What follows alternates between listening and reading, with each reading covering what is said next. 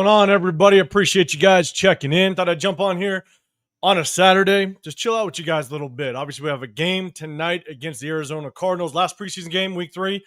Want to jump on here, chop it up with you guys. We have some topics to talk about. One, definitely want to talk about the game. Talk about the game, guys that I'm going to be watching out for, position groups that I'm going to be focused on. And look, at the end of the day, it's the chopping block for some of these players, right? These guys there's going to be a handful of guys that are going to be fighting for a position, and I want to kind of break that down, kind of get your guys' input on it, but at the same time, I want to just kind of chop it up with you guys. But we're also going to talk about a video that I dropped yesterday, which surrounded Anthony Richardson as well as Trey Hendrickson. And so I definitely want to touch on that, get your guys' input on it, any feedback that you guys got. A bunch of you guys got in the comment section on that video. I definitely appreciate it. But at the end of the day, I want to jump on here. It's a late game. It's a 7 p.m. kickoff on the West Coast, obviously a really late game on the East Coast, and so I won't have a chance to kind of jump on here and talk a little bit about the game. I won't be able to kind of do a breakdown of the game.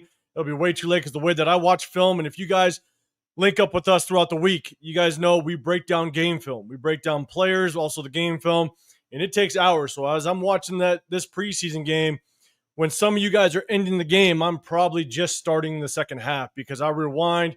I keep kind of going back and forth. And if something catches my eye, I want to go back and look at it in real time. And so that's kind of how I watch the game. Just kind of brings me back to my coaching days, to be dead honest with you. And so that's why I enjoy it. But again, most of y'all are probably ending the game, and I'm starting second half. And so I definitely want to jump on here, chop it up with you guys. I definitely appreciate everybody popping in. Make sure you get in that comment section. I do a sub-only chat, just like I do with my guys in the Raider War Room. It's just our way of just showing our appreciation. Saying thank you to everybody that does hit that sub button. So if you want to hit that, if you want to get included in the chat, hit that sub button because once again, as everybody kind of climbs in here, appreciate everybody rocking. We're going to talk about the game tonight, but also we're going to talk a little bit about Anthony Richardson as well as Trey Hendrickson. So appreciate everybody rolling with me. Make sure you guys hit that like button, subscribe, turn those notifications. My channel, Real Talk Raider Nation. I'm 805 Raider. I appreciate you guys rolling with us. I see some of you guys already popping in here. You got Herman, what's going on, man? I appreciate you rolling in, popping in. Daniel Kim in the building as well. Yaya, what's happening, man? Remember, guys, hit that sub button if you guys want to get included in the chat. Just a way of being able to show my appreciation. Kevin, what's going on, man? What's happening? Happy Saturday to everybody. Hey, I'm gonna share the first beer with everybody in the building, man. Appreciate y'all. First beer on a Saturday. We're gonna have some fun. All right, Daniel Kim, you're already getting in on here, already saying Richardson's a no-go, man. We're going to talk about it. I want to talk about the game first, try to just kind of get your guys' take. I'm going to share with you guys exactly what I'm going to be watching for in this upcoming game. What up, Jack? What's happening, man? Appreciate you popping in as well. And Kevin, man, I saw your comments as well as Jack. I saw you guys comment on my last video, man. We're definitely going to touch on those two guys. But let's talk about first. In chat, let me know, and I'll kind of bring up the banner so everybody kind of knows what we're talking about. Let's talk about the game. And then we'll end it with Anthony Richardson and Trey Hendrickson. First and foremost, guys, what are you guys looking for in tonight's game? There's a ton that I'm watching for because, again, there's going to be a bunch of people kind of fighting for their life, fighting for the NFL life and for the Raiders 53-man roster. So what are you guys looking for in this today's game? I'm going to definitely tap in with you guys and let you guys know what I'm looking for. Scott, what's going on, man? Appreciate you rocking with me. All right, first, like every single preseason game, the number one thing that I'm looking for is what does the competition look like? What's Arizona? What's their strategy with this third preseason game? Typically, you get a ton of backups. This is the team's, the coaching staff's final opportunity to really see who they're going to hang on to, who are they going to cut. So I know that we might see a lot of backups. I know Pete Carroll came out and said everybody is going to get an opportunity to play in the game, including the starters. And so what does that mean? Does that mean that they're going to get one series? Does that mean they're going to get 3-4 series? We don't know. Again, I'm not sure exactly how Pete Carroll kind of runs the preseason in the past. But if the starters do play, I would guess that they're going to get one series, and then they're going to get them the hell out. Reason being is because you just don't want to risk any injury on this last preseason game. You really don't. Typically you see a lot of the starters play that second game, and the starters did get substantial playing time. I posted a video prior to that last preseason game basically saying, look, I want to see Genty to get 6 to 7 carries, right? Kind of get his feet wet, make sure that he gets some good experience at the NFL level prior to that week 1 matchup to start the season. And he got 7 carries, which is good. He also got a couple catches, I think 1 catch out of the backfield. So he got about 8 touches that game, which is good. You kind of get his feet wet a little bit. But I think this week we're going to see a lot of just trying to understand what we have in this locker room as it relates to the players in kind of that backup role, that rotational role. And we got a lot of players to watch for. And I'm definitely going to tap into the players that I'm watching for in the offensive defensive side. But initially, what I'm looking for is who is going to be starting in the caliber of talent on the Arizona side. Because I'll give you, again, one example. Last week, a lot of people were talking about Tyree, right? And Tyree, he had some flashes. He had some good plays. But one of his good plays where he had that bull rush where he pressured Brock Purdy, everybody was kind of, hey, that's what we love at a Tyree. Well, take a look at who he was going up against. He was going up against a third-string guard. All right. And the thing is that with Tyree, and we'll talk about who I'm watching out for, but Tyree better do that every single snap when he's going against backups, because if you're going against starters, we might see the old Tyree that we have a lot of question marks. So at the end of the day, I'm looking at what starters are playing for Arizona, and if we do see flashes in players, what's the caliber of talent they're going up against, and what do we expect out of that player? Right? That's one thing that I definitely look out for as well. Last week, Andre Carter, he did a very good job, but he's going to be a guy that's going to fight for his life on this 53-man roster. So I don't expect it. If he balls against a bunch of backups, that's perfectly fine. It's good to see because he's fighting for probably that last position as an edge rusher. But for Tyree Wilson, if he comes in, man, he better ball. He better absolutely tear the top off anybody that he goes up against, because that's what we expect out of him, because he potentially is going to be seeing that when he steps on the field as a rotational piece, because I think that's what he's going to be. So that's definitely one thing. I'm looking for the Arizona starters. I'm going to say what's up to a couple people kind of popping in here. Huey, what's going on, man? Appreciate you rocking. Decided to just hit you guys on a Saturday. Again, late game, so I won't be able to do kind of a breakdown of the game, and I won't be able to go live after the game either, but we will go live in the Raider War Room on Sunday. You guys know what we do. So make sure you guys check in with us on Sunday, tomorrow night, on Sunday evening. So what up, Dre? What's happening, man? I appreciate you rocking with me. I don't do these live solo very often. I don't have a lot of time. I got the family, the wife and kids. Again, when I break down the game film, you guys know what we do. It takes a lot of time to do that. I do my own individual videos, but I do go live in the War Room with my guys, Severe and Chris. Protect the Shield. Make sure you guys go hit them up as well. But, for me, don't get a lot of time throughout, just my work life, the family, the whole nine. But when I can jump on here, man, I definitely want to maybe do a couple solos here and there. So appreciate you guys. What up, Space Beast? What's happening, man? Yes, if you can, hit that like button, hit that sub button. You guys know, if you guys watch my individual videos, I do a giveaway. This one will be my 11th giveaway since starting my channel in 2023. And so if I hit 5,500 subscribers, I'll hit you guys up with a giveaway. Sometimes I do one winner. Sometimes I do multiple winners. Anything I make on this, I just give back to the nation. Again, it's just because you guys are, what you guys are doing for me is basically, long story short, you're kind of saving my marriage. And I'll be dead honest, because, man, if my wife ever heard me say that I would get into coaching again, not sure how she'd feel about that. But I did this because this kind of gives me a way to kind of get that itch out with coaching, right? Again, some of you guys know I coached it for 23 years, and I played it for 15 years, right? I coached it in California and Texas, and man, when I stopped, it was my time to give my wife and my kids my time, and this has kind of been my getaway to be able to just kind of get that itch out and do it again. I watch game film and I review game film just like I did when I coached, and so it's just my way of being able to kind of get that itch out, and you guys help me with that, so I definitely appreciate it. Second up is, again, we're watching out for all the backups. Starters, they're going to get minimal play, but I am definitely watching for the backups, and so I definitely want to just look and see who is going to press to really make this team. One thing I want to watch for, and look, I'm not going to put him in the players that I'm watching for specifically on offense or defense, because I don't know how much play he's going to get. But one thing I'm watching out for, and chat, let me know what you're looking out for just in general, not players specifically, but just in general. Hit that hashtag Raiders if you can. It helps me.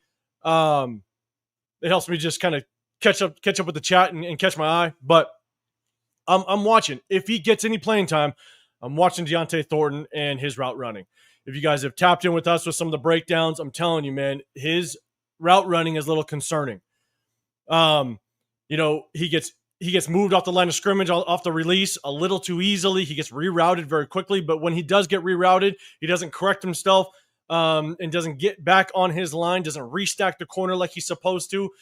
He's a little soft to the sideline. And what I mean by that is when he does try to get an outside release, he tightrotes that sideline a little too early and a little too soon, which doesn't allow the quarterback to throw him to get separation. What I mean by that is anytime that you got a go route or a fade route or what have you, you want to give that quarterback maybe 3 to 4 yards to the sideline to kind of bring you to the sideline. And as that ball's in the air, if that cornerback turns and looks at the ball, that's the opportunity for the receiver to kind of create a little bit more separation to the sideline. But if you're already tight-roping that sideline when the ball's in the air, there's no separation to be had. And so I've seen it a couple times. I definitely want to see Deontay Thornton just kind of just be a little bit better in his route running and be stronger off the line of scrimmage. Don't get rerouted. So definitely something I want to look out for. Obviously, we're all looking up for the O-line. We want to see how the O-line does. But at the end of the day, I also want to see just kind of how our third-round rookies do. All right? If they should get substantial playing time. They looked horrendous week 1. Caleb Rogers did not look good week 2. Charles Grant looked a little bit better. Week 3, he did a little bit better in the pass game. But again, still a lot to improve on. All right? When I say a little bit better, improving a little bit off of that week 1 performance still does not make you look good. But I will say he improved a little bit. I want to see him grow off of that. But Caleb Rogers, man, I got to see much better anchoring in his pass protection. He just got driven back way too much in his pass protection. So I definitely want to see Caleb Rogers. You got to be a little bit better because at the end of the day, if anybody goes down and he's a rotational piece, man, it's going to be tough. It's definitely going to be tough. So I got a couple more to kind of talk about, but I want to say what's up to everybody else that's kind of coming in here. Yeah, man, Herman, I appreciate you, man. I appreciate you. And yes, as soon as my girls started to get a little bit older, my kids started to get a little bit older, I just want to be more involved in their life. And I'll tell you, and I was, don't get me wrong. When I coached, I made sure that I did all the morning stuff, and then I took off to work, and then I coached, and I got home in time to kind of do all the night routine stuff. And so I made sure that I was there, but I still took up so much of my time. And at the end of the day, I definitely want to be there and kind of take the pressures off my wife. Because as soon as I met my wife, our life evolved around my work, football. I played football at the time. I was coaching football as well at the time. And then it was, my kids and my wife and kids. So she definitely held it down. It was my time to kind of give her time as well. And so I definitely appreciate you guys definitely tapping in, man. This definitely feeds that habit, man. So I definitely appreciate y'all. Jack, man, I appreciate it, man. I appreciate you enjoy the game film breakdowns, man. I appreciate it as well. What else, Space Beast? I don't know if I said what's up earlier. I think I did, but definitely saying what's up, man. Jack, all right, man, you're saying I want to see JJ Pegues to get a goal line carry. Ain't going to happen, Jack. It's not going to happen. I'm just letting you know. What's going to be hilarious, I'm just saying, if a lineman of some sort gets a carry, it might be Lakitasi. I'm just saying, Jack. I'm just throwing it out there.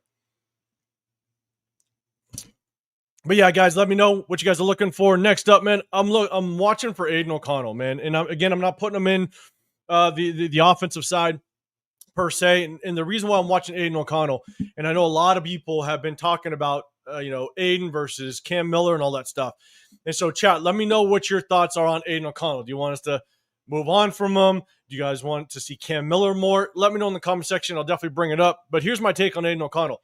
This game, I want to see Aiden take away the bad throws. And what I mean by bad throws, not necessarily the inaccurate ones. Like last week, he had that overthrow to Ishmael, the tight end, but he kind of corrected it. Or no, I think it was to the other tight end. I got him down here. Give me one sec. It was Runyon, I think. Yeah, so that first seam route to Runyon, he overthrew it, but he came back, corrected it, and Quadra Ishmael had an opportunity to catch the ball, but he dropped it.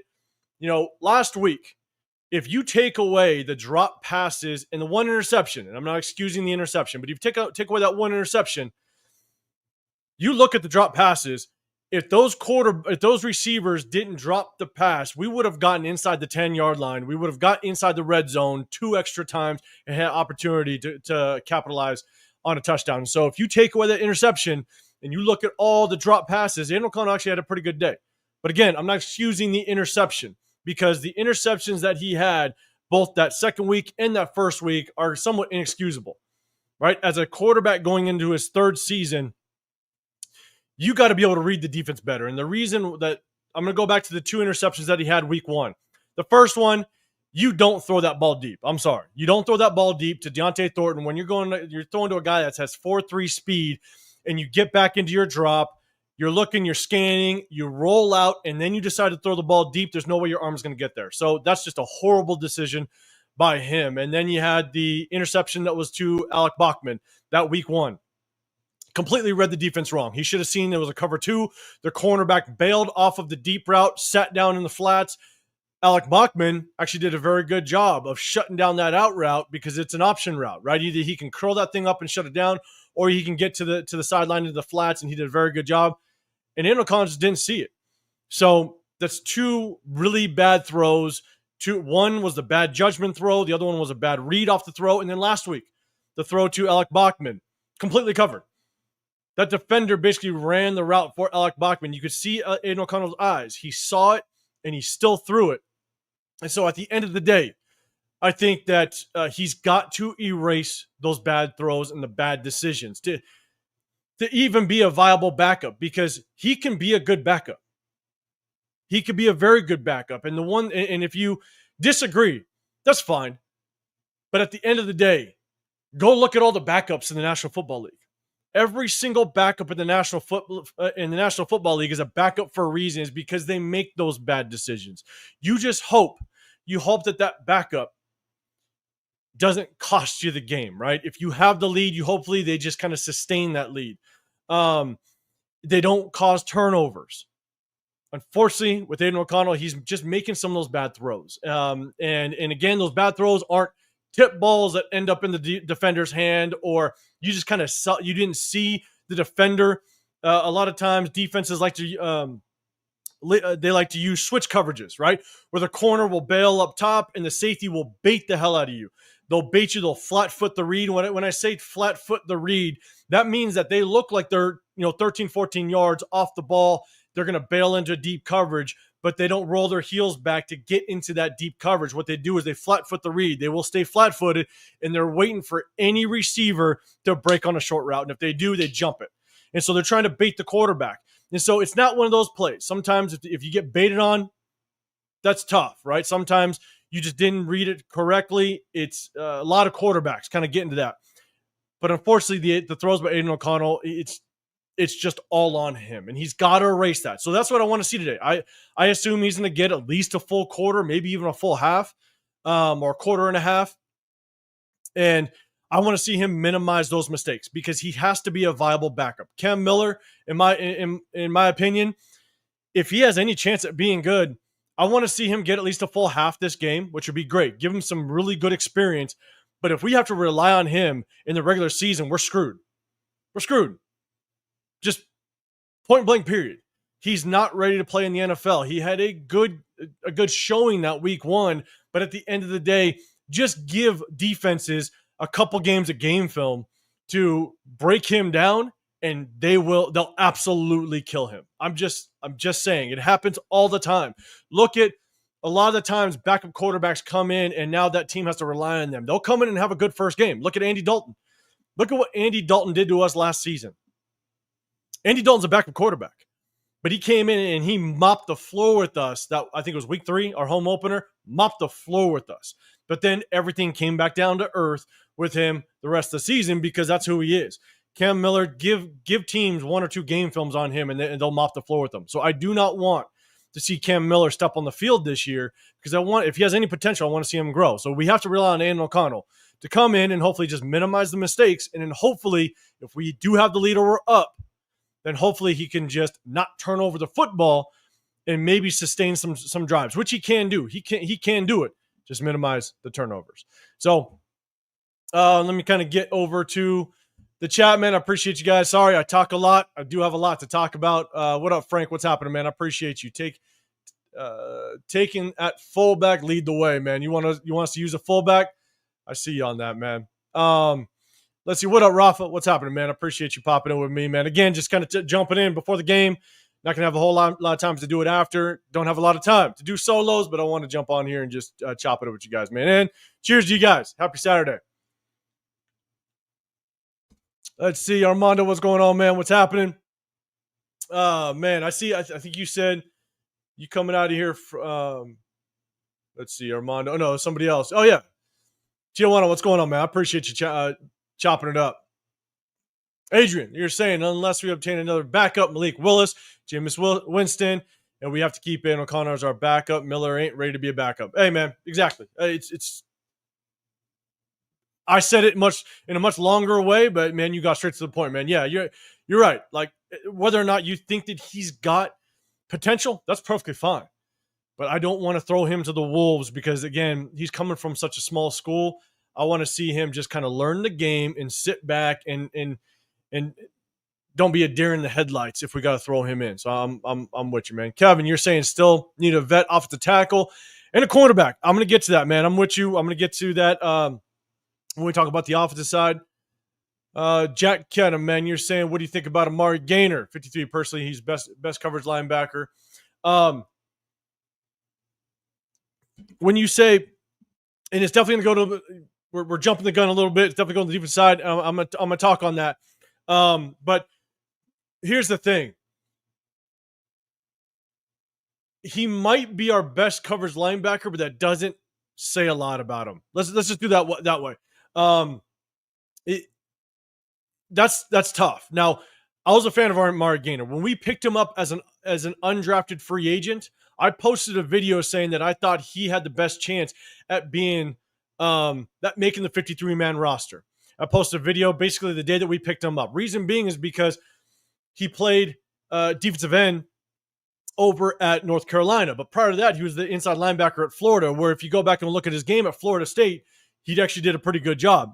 And my hope was that we transitioned him to a linebacker position. That's what we ended up doing. And so I posted a video on that thinking that he had a really good chance at making the 53-man roster. And he did, which was great. But here's the thing. I'm curious as to whether or not they are going to keep him on. And it'd be tough. I think he might find himself on the practice squad. They might be burying him a little bit. They might know what they have out of him, and he might not play too much because they want to keep him on the practice squad and nobody snags him. But, this is going to be someone we're watching out for. This game, I want to see him just kind of shine a little bit and solidify himself to potentially make this 53 because out of the linebackers that we have, man, outside of the starters, Eichenberg did a little bit better last week. Man, it's a very slim rotation depth at the linebacker position. So I'll talk a little bit more about him in a little bit, man. I appreciate it. Yeah, man, if you guys can't hit that like button and sub button, if you guys want to get in the chat, I definitely appreciate it. Again, do a sub-only chat because it's just my way of showing my appreciation to some of the subscribers, man. Kevin Lurker, Dalton was 5-0. Dalton was 5-0 career versus us. Yeah, man, he's got our number. What up, Sacktown, man? Appreciate you popping in. Just doing a solo today, man. Appreciate you just before the game. What up, Troy? What's happening, man? Appreciate you. Man, we're going over right now. Appreciate you rocking. So, last but not least, and I'm not putting this on the defensive side because, again, it's just more of a general, and Jack, I think you kind of pressed on it, is J.J. Pegues and Tonka Hemingway. Obviously, we have so much. We have so much that we need to figure out opposite or next to Adam Butler. Right? We broke down the game film of Thomas Booker, right?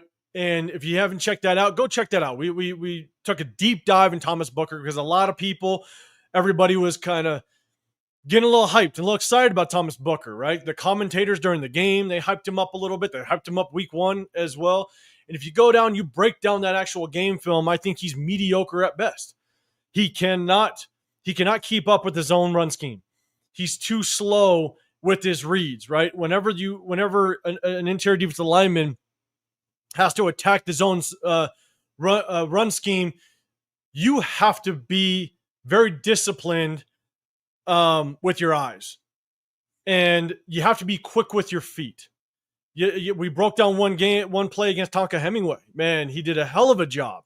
It was a zone run scheme. He was very quick with his feet, his awareness, his discipline with his eyes, and Tonka, or not Tonka, Thomas Booker. Unfortunately, I think he's very slow with his feet. He's not quick with his eyes, and he allows the interior offensive lineman to basically get position on him very quickly. And when you get position, when offensive lineman can get position on interior defensive lineman and it's a zone run scheme, especially in an outside zone, you create gaps in your defense. Because if the lineman next to you, if the D lineman next to you does a good job with the zone scheme, you're just creating a massive running lane for the running back. And so he's just not very good against the zone run scheme. If the offense runs power right at him, I think he's going to be good. Because the one thing you notice is he doesn't get moved off the line of scrimmage. He doesn't get driven backwards because he is extremely strong. But, man, he is horrible against the zone run scheme. And guess what? Every team nowadays can do both. They can do a power run scheme and they can do a zone run scheme. If Thomas Booker's in there and I'm an offensive coordinator, I'd zone the shit out of the offensive the run game. Because you know that cutback lane to his side is going to be wide open 90% of the time. And he is almost non-existent in the pass rush. And so, yes, he hustles. I'm not going to take that away from him. He hustles like crazy, but at the end of the day, he's mediocre at best. And if you go, I suggest everybody, go check out the new depth chart that's released with the Raiders and go look at him. He went from second string last week, and now he is not even a first, second, or third string. He is under the category of other. That's what he's under right now. I could share the screen, but yeah, he's under other right now. So a guy that we traded for and gave up at a minimum a depth corner, because we have a lot of question marks at the corner back room. I don't know if he's on the bubble, to be honest with you, because he's considered other on that depth chart. And I don't know if the Raiders just, because it's a depth chart for this game, he may not get much playing time, so they buried him on the depth chart because he's not going to be playing the game, which I think he should play a lot of plays this week. But you look at all the other positions, the depth chart looks the way it should. So he's considered other on the depth chart right now, which isn't good if you traded a player for him. So appreciate everybody in the chat, man. Let's see. Let's kind of go down. Let's see what's up to. What up, Raider Pete? What's happening, man? How many running backs and DBs are we keeping? 6 or 8? Man, I'll be honest with you. Don't know just yet because I'm going to tap in and pay a lot of attention to what this last game tells us. I think there's a lot of players on the chopping block. I think there's a lot of position groups that we can keep some, and we can be a little bit shorter in depth on others. But I think this game is going to tell us a lot. So I'm going to go into my final 53. I'm going to go to my final 53 probably tomorrow or Monday based on what we see today. Again, because we might want to keep a little bit more depth in the cornerback room. Why? Because there's a lot of question marks in the depth of the cornerbacks. We might want to keep some more depth in the O-line because outside of our starters, there's a lot of question marks, So this game is going to tell a lot. So I can't give you an exact number as it stands right now, but we're definitely going to talk about running backs. But I appreciate you popping in with me. Jack, you're saying Tonka's looking pretty good. He is, man, and I'll get to the defensive side in just a second. Jack, you said I'm going to ask a very difficult question. How many defensive linemen will the Raiders keep? Well, again, I just talking to Raider Pete. That's going to be tough. I'm definitely going to look at this last game. I'm definitely going to look at this last game. When you say defensive linemen, I'm not sure if you're adding the edge rushers into that, if it's just interior. Because if it's just interior, man, I could see us keeping it a minimum 5 interior defensive linemen. And so, that would basically put us at 2 starters, 2 backups, and then 1, kind of emergency rotational piece. And so I'm going to be paying attention to this final game for sure. So, all right. Appreciate it, buddy, tapping in, man. So let's jump to the offensive side, right? So that's kind of just in general what I'm looking for. Again, at the very end of this, we're going to talk about Anthony Richardson. We're going to talk about Trey Hendrickson. I got a lot to talk about with that. I know a couple of you guys got in my my comment section when I posted my video yesterday about it. So I definitely want to elaborate a little bit more and kind of get you guys' feedback as well. So let's talk about offense. Guys, what position groups are you really focused on offense? Are there specific players that you're focused on? And kind of go back up so everybody kind of knows what we're talking about. Again, I'm definitely gonna pick up some more comments. Yoshi, what's happening, man? Appreciate you rolling with me. And Jack, okay, you said yes, interior. Yeah, man. I think it's 5. But we'll see. What up, Silver Smoke? What's going on, brother? First, let's start with the running backs. You know, guys, chat, let me know, who do you think is going to make this running back room? Who do you think is going to make this running back room? I got the depth chart up next to me, so if I glance over to my right, you guys might see me kind of looking at it. But let's take a look at the running backs. Obviously, we got Ashton Jeanty, right? But, man, outside of that, you know, one of the things when we picked up Raheem Mostert, I said, look, okay, he's a good number 2. He doesn't stay healthy, but if you look at the contract, I think we picked him up for just over $1 million. So that's a guy that you can move on from if you want to. And Raheem Mostert just hasn't shown really anything this preseason. Now, he could be a solid backup, right? So I'm not gonna deny him that. But you want somebody that's gonna complement or bring just a little bit a different aspect to the running game than Ashton Jeanty, right? Ashton Jeanty, you want him to do everything. You picked him number 6 overall. You want him to do everything. But, you know, at the end of the day, you want somebody that's going to come in and maybe have a little bit change of pace. And I'll tell you right now, you know, when I went to that first training camp that I went to, I said Zamir White looked a little bit faster. He looked faster than I've ever seen him. Now, I go to at least 2 games a year, so I see him in a game. But the thing is you don't see much of him. I went last year, you didn't see too much of him. The home games that I went to 2 years ago, you know, he didn't look as fast. But he looked faster, especially when they were letting the running backs catch some kickoffs, man. He looked like he got to that front line very quickly. So I think that Zamir White, can he be a little bit of a bruiser where you keep him on just because he might be just kind of that short yardage back if you need him? Maybe he can play that role. So maybe we keep Zeus. One kid that the 2 guys that I'm looking, I think Sincere McCormick has a decent chance at making this roster. Reason being is because he actually looks good in pass protection. I can't say the same about Dylan Labe. And that's where Dylan Labe, I think, is going to get his work. You know, he's looking good in special teams. Maybe he can make this team because of what he brings in the special teams game. I know he's been returning some kicks. He goes downfield and makes some plays on the kickoff team. So he might make his mark on special team. But, man, if he ever gets in the game as a running back, he's going to be a third down back, and he's struggling. I was going to show one play of his last week when we were breaking down game film, but unfortunately I had like 67 clips I needed to show everybody, but I just didn't want to show that one out of the 67 that I was going to show.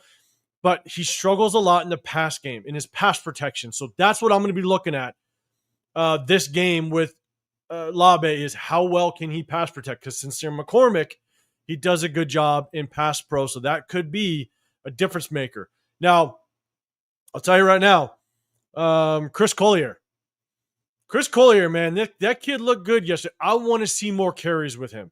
I'd love to see him get 6-7 carries this game just to see what he can do. He's a bigger running back. I think he's like 6'1", like 200 pounds. He might be a guy that could be a change of pace guy, not as a starter, maybe not even as a rotational, but if we have someone go down, could he be a guy that steps in and just helps this running game? Because look, at the end of the day, Sincere McCormick and Raheem Mostert, we got 2 other injury-prone running backs. So you're going to have to keep some guys that are good enough to step in as a rotational piece on this roster, because if you take them down to the practice squad, they can get swooped up. you run the risk if Raheem Mostert and Sincere McCormick make this 53-man roster, you better have somebody that's going to step in if one of these guys go down, because history tells us there's a good percentage that they will go down during the season. So Chris Collier, man, I would love to see him get some good reps to see whether or not is he good enough to kind of keep on this 53-man roster. So, man, that's definitely one thing I'm looking for on the offensive side. Guys, let me know. Again, hit that hashtag Raiders, or just let me know in the chat what you guys are looking for.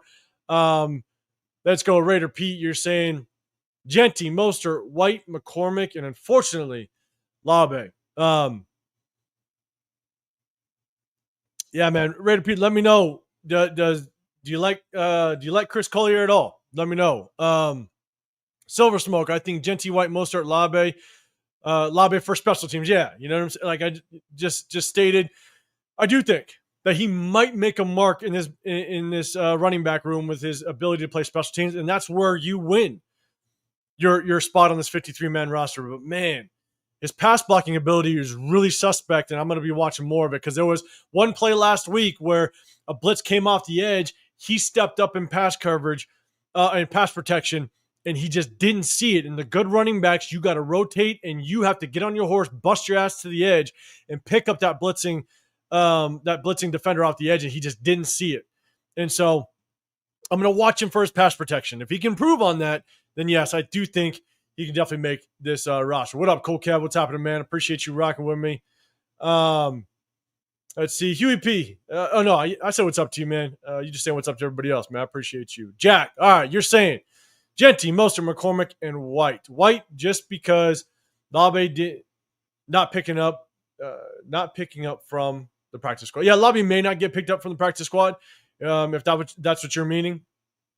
But man, if Chris Collier does ball out and he goes down the practice squad, there's a good chance someone's gonna pick his ass up, to be dead honest. Imagine if Chris Collier balls out this game. You know, if he gets enough opportunities where he does showcase a little bit of work, if he goes to the practice squad, I almost guarantee someone's going to swoop him. And I'd hate to see that happen, again, given the fact, and it's just taken into consideration, since if Sincere goes down or Raheem Mostert goes down, are we rolling with Dylan Labe? We're not. Yeah, we have Zeus.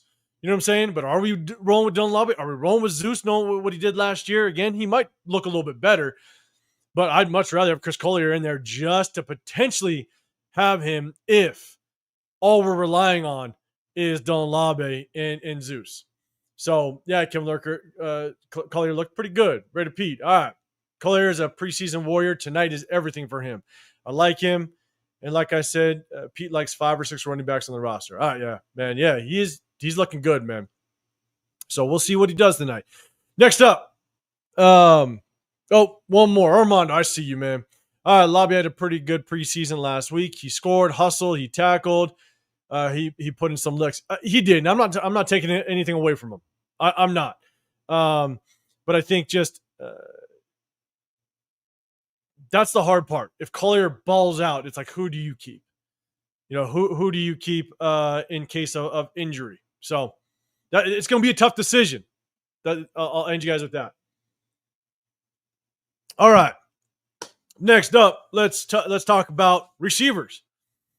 The guys that are on the chopping block, guys that I think are battling for a position on this roster. Chat, let me know. Let me know who you like. Jack, you're saying they're keeping 6? Yeah, maybe. I mean, you look at it. If they keep 6, then yeah, then shit, that's Collier. That's the odd one out. Maybe. But today's going to say a lot. But I appreciate everybody rocking with me. I appreciate everybody getting involved in the chat, man. I appreciate it. So let's talk about receivers, right? Guys on the chopping block, what I'm watching for tonight. Guys, who's on the chopping block for you guys? Who's on the chopping block as it relates to the receiver room? One thing I will say is I noticed that Justin Shorter, which was a tight end last year, has been moved to the receiver position. So they went from tight end and moved into the receiver position. I'm thinking that someone like Colin Johnson Colin Johnson's the big 6'5", 6'6" receiver that we brought in through free agency. Sometimes when you move guys around or you bring guys in, you have to kind of emulate or replicate what you have in your starters. Deontay Thornton, tall receiver, 6'5" receiver.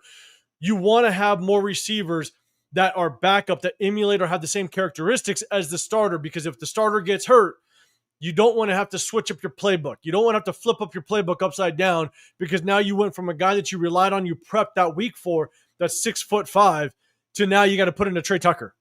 That's 5'11", like 5'10", right? So I don't even know if he's 5'10". I think he's 5'10". And so it's interesting that they took Justin Shorter that played tight end last year, and now he's on the roster as a receiver. Maybe they're trying him out. Maybe he's going to get more reps this game to see what he can do, and maybe it's competition for Colin Johnson to see who is going to take that backup receiver role if a Deontay Thornton goes down, because they have the same characteristics as Deontay Thornton. And I'm a Justin Shorter fan. I'm a Florida Gator fan. All right, don't judge me for it if you're a Florida State fan, but I'm a Florida Gator fan. And, I like Justin Shorter. He played receiver over at Florida, but he's not very fast. He doesn't have the speed as a true wide receiver. So it's very interesting that they moved him, and I'm going to be watching out for him. But the two guys I'm going to be watching out for without question is Alec Bachman, Cedric Jackson. I think both of those guys are basically on the bubble right now. It's going to be either or. I don't think both of them make it. I think one of them will go down to the practice squad. And look, I think they're two different players. I think you could do two different things with them. I think Alec Bachman, man, he is that workhorse, man. He's that lunch pail guy. He's going to run all the dirty routes for you, right? He's a good route runner. He's a strong route runner.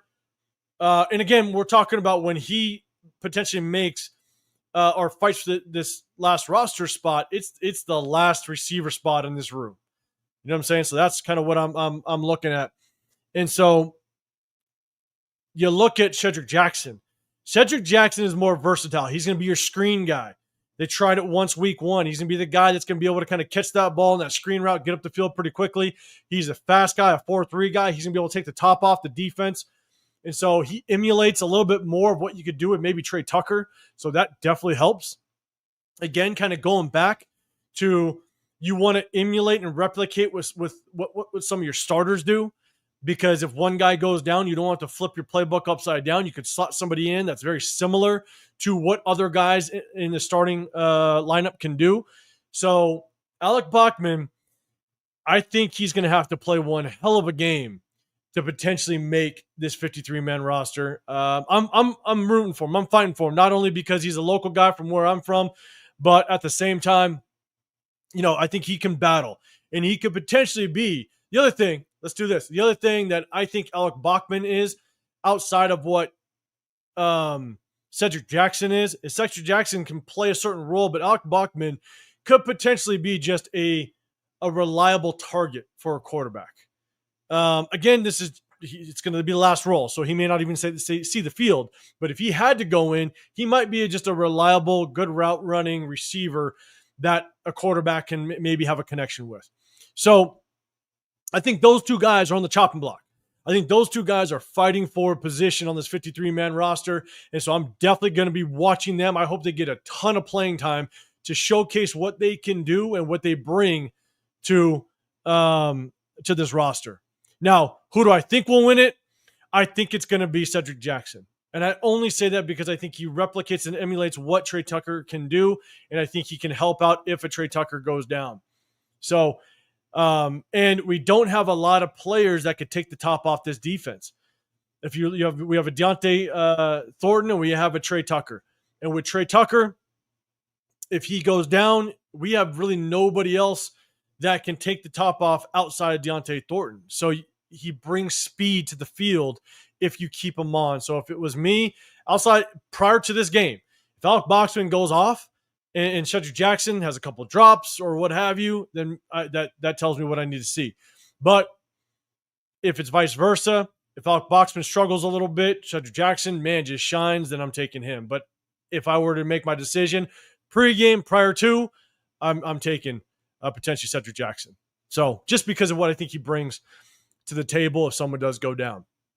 So I'll get to my other ones, but I appreciate everybody checking in. What up, Jeff? What's happening, man? I see you in here. What's going on? Raider Pete, you're saying Jackson will be on the squad and get activated game days. On the practice squad to get activated game days.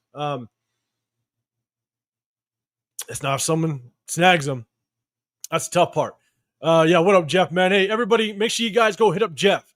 Hit up Jeff. He's doing a ton of stuff week 1 in New England. There's a tribute to Al Davis. Make sure you go hit up Jeff, man. He's doing a ton of stuff, man. He's putting in a lot of work for that week 1. Make sure you guys go hit him up and get tapped in with him if you guys are rocking to that week 1 matchup, man. I got over 90 in the building, man. I appreciate you guys. Hit that like button. I do a sub-only chat just to show my appreciations. I do go live as well with my guys in the Raider War Room on Sundays and throughout the week. We break down game film. We do a post-game reaction. We do a live, give you guys our feedback of the game. But we break down a ton of game film. We've done it all off-season as well as during the week. And tapping with us, man. If you guys do rock with us during that, I hope you guys enjoy it. So, but hit that like button, subscribe if you can. Definitely appreciate it. What up, Miller Time? What's happening, man? Appreciate you rocking with me. What up, Keith? What's going on? Appreciate you popping in. We're just talking about game day, but at the end of this, we're going to talk about Anthony Richardson as well as Trey Hendrickson as well. Let's see what's going on. Let's see. Miller Time, you said I really want Cam Miller to play the second half and the second half of the game and play lights out, man. We talked about Cam Miller in the quarterback situation, man. So after this, man, go back and take a look at it. I definitely touched on that. Yeah, man, Jeff, absolutely. Oh, man, Yaya. Man, Yaya, I don't know if I said what's up to you, Yaya, man. I appreciate you. I appreciate you always rocking. If I skipped you, I did see you before, man, but doing this solo, sometimes I talk too goddamn much and I don't see some people. But yeah, man, I always appreciate you rocking with us. Let's see. Jefferson, I think I posted everything going on. Week 1, New England events tailgate.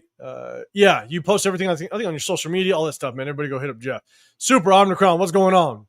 2 questions. 1, who's the surprise cut? Who is the surprise cut player you think will make an impact? My surprise cut. I don't know who a surprise cut would be at this point. A surprise cut. Let me look through the depth chart real quick, man. I think a surprise cut, and I only say this because we brought him in very quickly, and it may not be surprising to most, but when you prioritize certain free agents, you bring them in pretty quickly. In a surprise cut to me, it would be, I got 2. One is Raheem Mostert.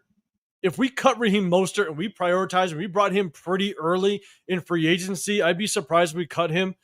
I do think that, he should make this team. You bring in Chip Kelly that wants to prioritize the run game, and you brought him in because you thought he could be kind of that reliever for Genty at times, get him that 6-7 carries and just kind of give Genty breathe. You thought he could be that guy, especially what he did in 2023. If you cut him, I'd be surprised. Not shocked, but I'd definitely be surprised. Another guy, again, it's not surprised, but it's more surprising, not because we cut him, but I'm surprised because holy shit, you just missed, is Alex Kappa. I don't think they'll cut him. But I'd be surprised that they cut him because he was the second highest paid free agent we brought into the building. And he hasn't played at all this entire offseason. If we cut him, I'd be surprised. Not because he's good or anything. I don't think he's good at all. But man, I'd be surprised. So, I think on the defensive side, maybe Amari Gainer.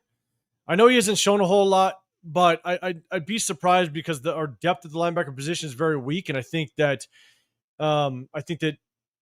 just to keep him as a depth piece would be a good option because I think he is athletic. I think he can bring a lot of special teams help, and that's what you need with the new kickoff rule. You need some linebackers that can kind of get down film and field and work on special teams. So I think that's another one that would be a surprise, and that might be one that if we did cut him and he's on the practice squad, he might get swooped up. Someone might be able to use him. So if that answers your question, super, man, I appreciate you. Yeah, man, Keith, it is tough, man. 10 o'clock games, man. I used to live in Texas, and even then, that's tough, without question. What up, Ting? Appreciate you. Oh, I'm not bueno. What's going on, man? I see you in here. What's going on, brother? Ting, how many O line will be on the 53? Man, I think this is where it's tough.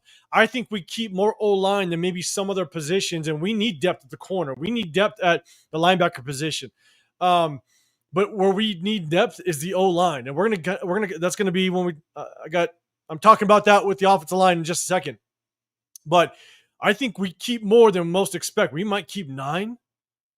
We might keep 9 O linemen, which means we might be a little bit short on the linebacker side. That's where Amari Gainer. I don't know. We may not see Amari Gainer. I'm making this 53, and so I think, man, we might keep 9. Looking at it, so because I'll tell you right now, when it comes to our starters, and Dylan Parham looks good that last game, but man, if he falls off and starts to play like he did last year, it's going to be tough because our rotationals after that are struggling, to say the least. So, Ready to Pete, man, we're going to talk about Anthony Richardson in just a second.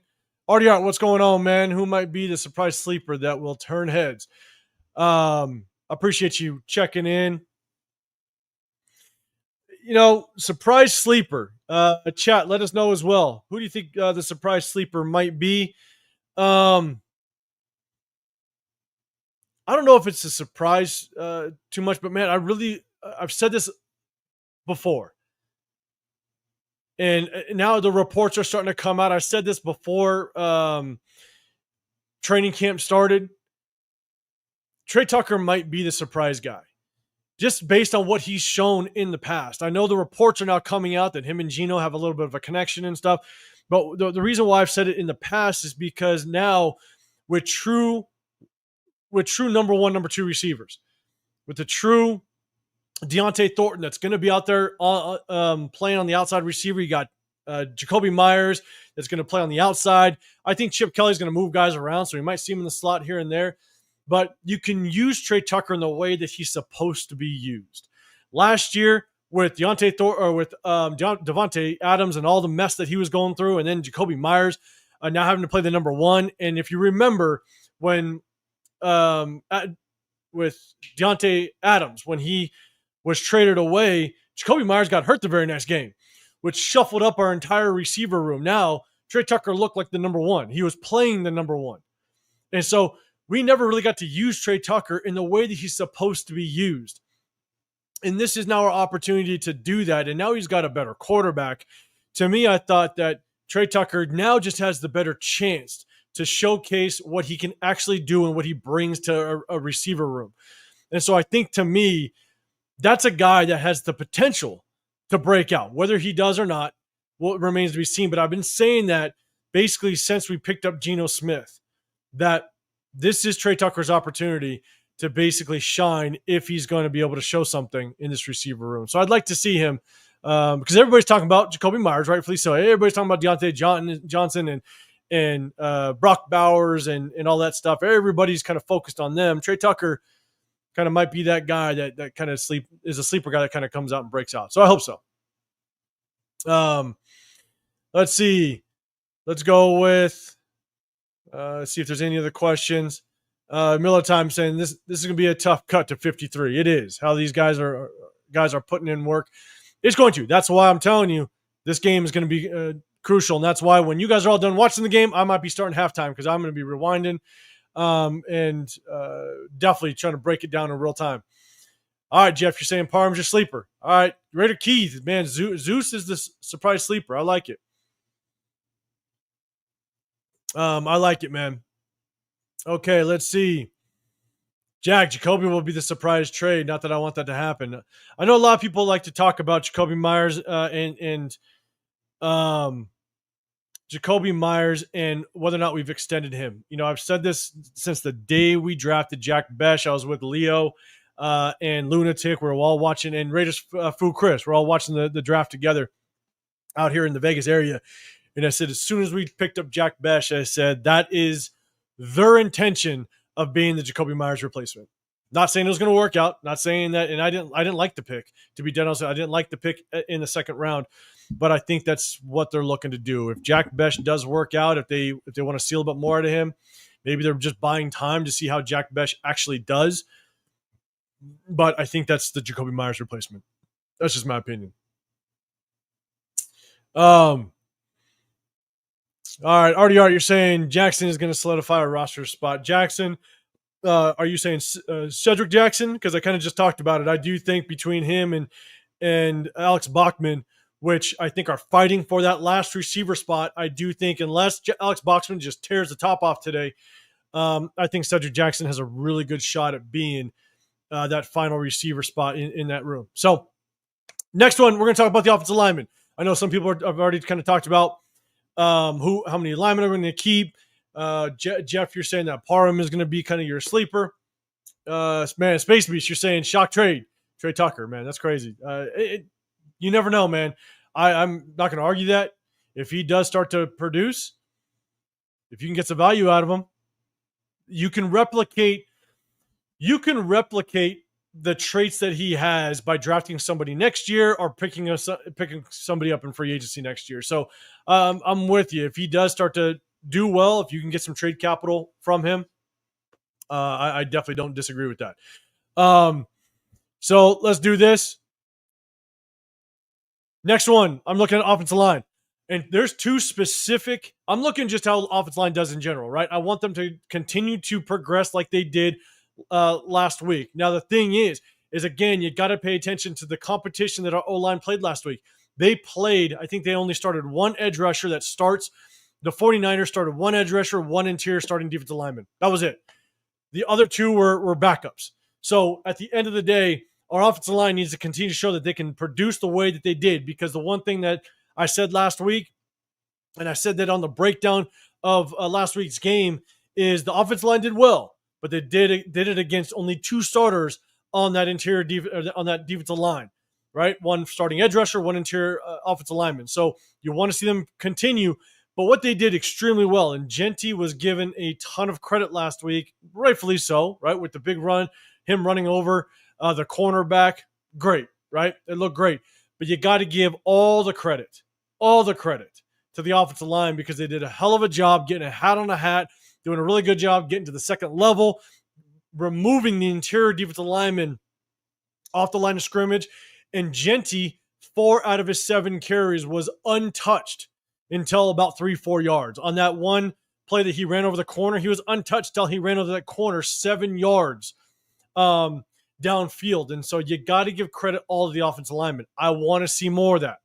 Again, I'm going to look at the competition. I'm going to look at what Arizona is starting on their front defensive line. But I want to see that offensive line just absolutely dominate this week, and we're going to break down that game film to really see just kind of how it looks later in the week. So I'm definitely watching that, but I'm also going to watch our backup tackles. And when I say backup tackles, not Charles Grant. Charles Grant, he's going to make this squad, right? So I want to see him progress. I want to see him improve. He did an okay job last week, but was horrendous the first week against Seattle. He did a better job. Caleb Rogers got to improve. He has to. Right now, he's not looking very good at all, so he's got to definitely step up. But Thayer Mumford has to produce. He's the only veteran tackle that we have. Outside that, it's also Dalton Wagner.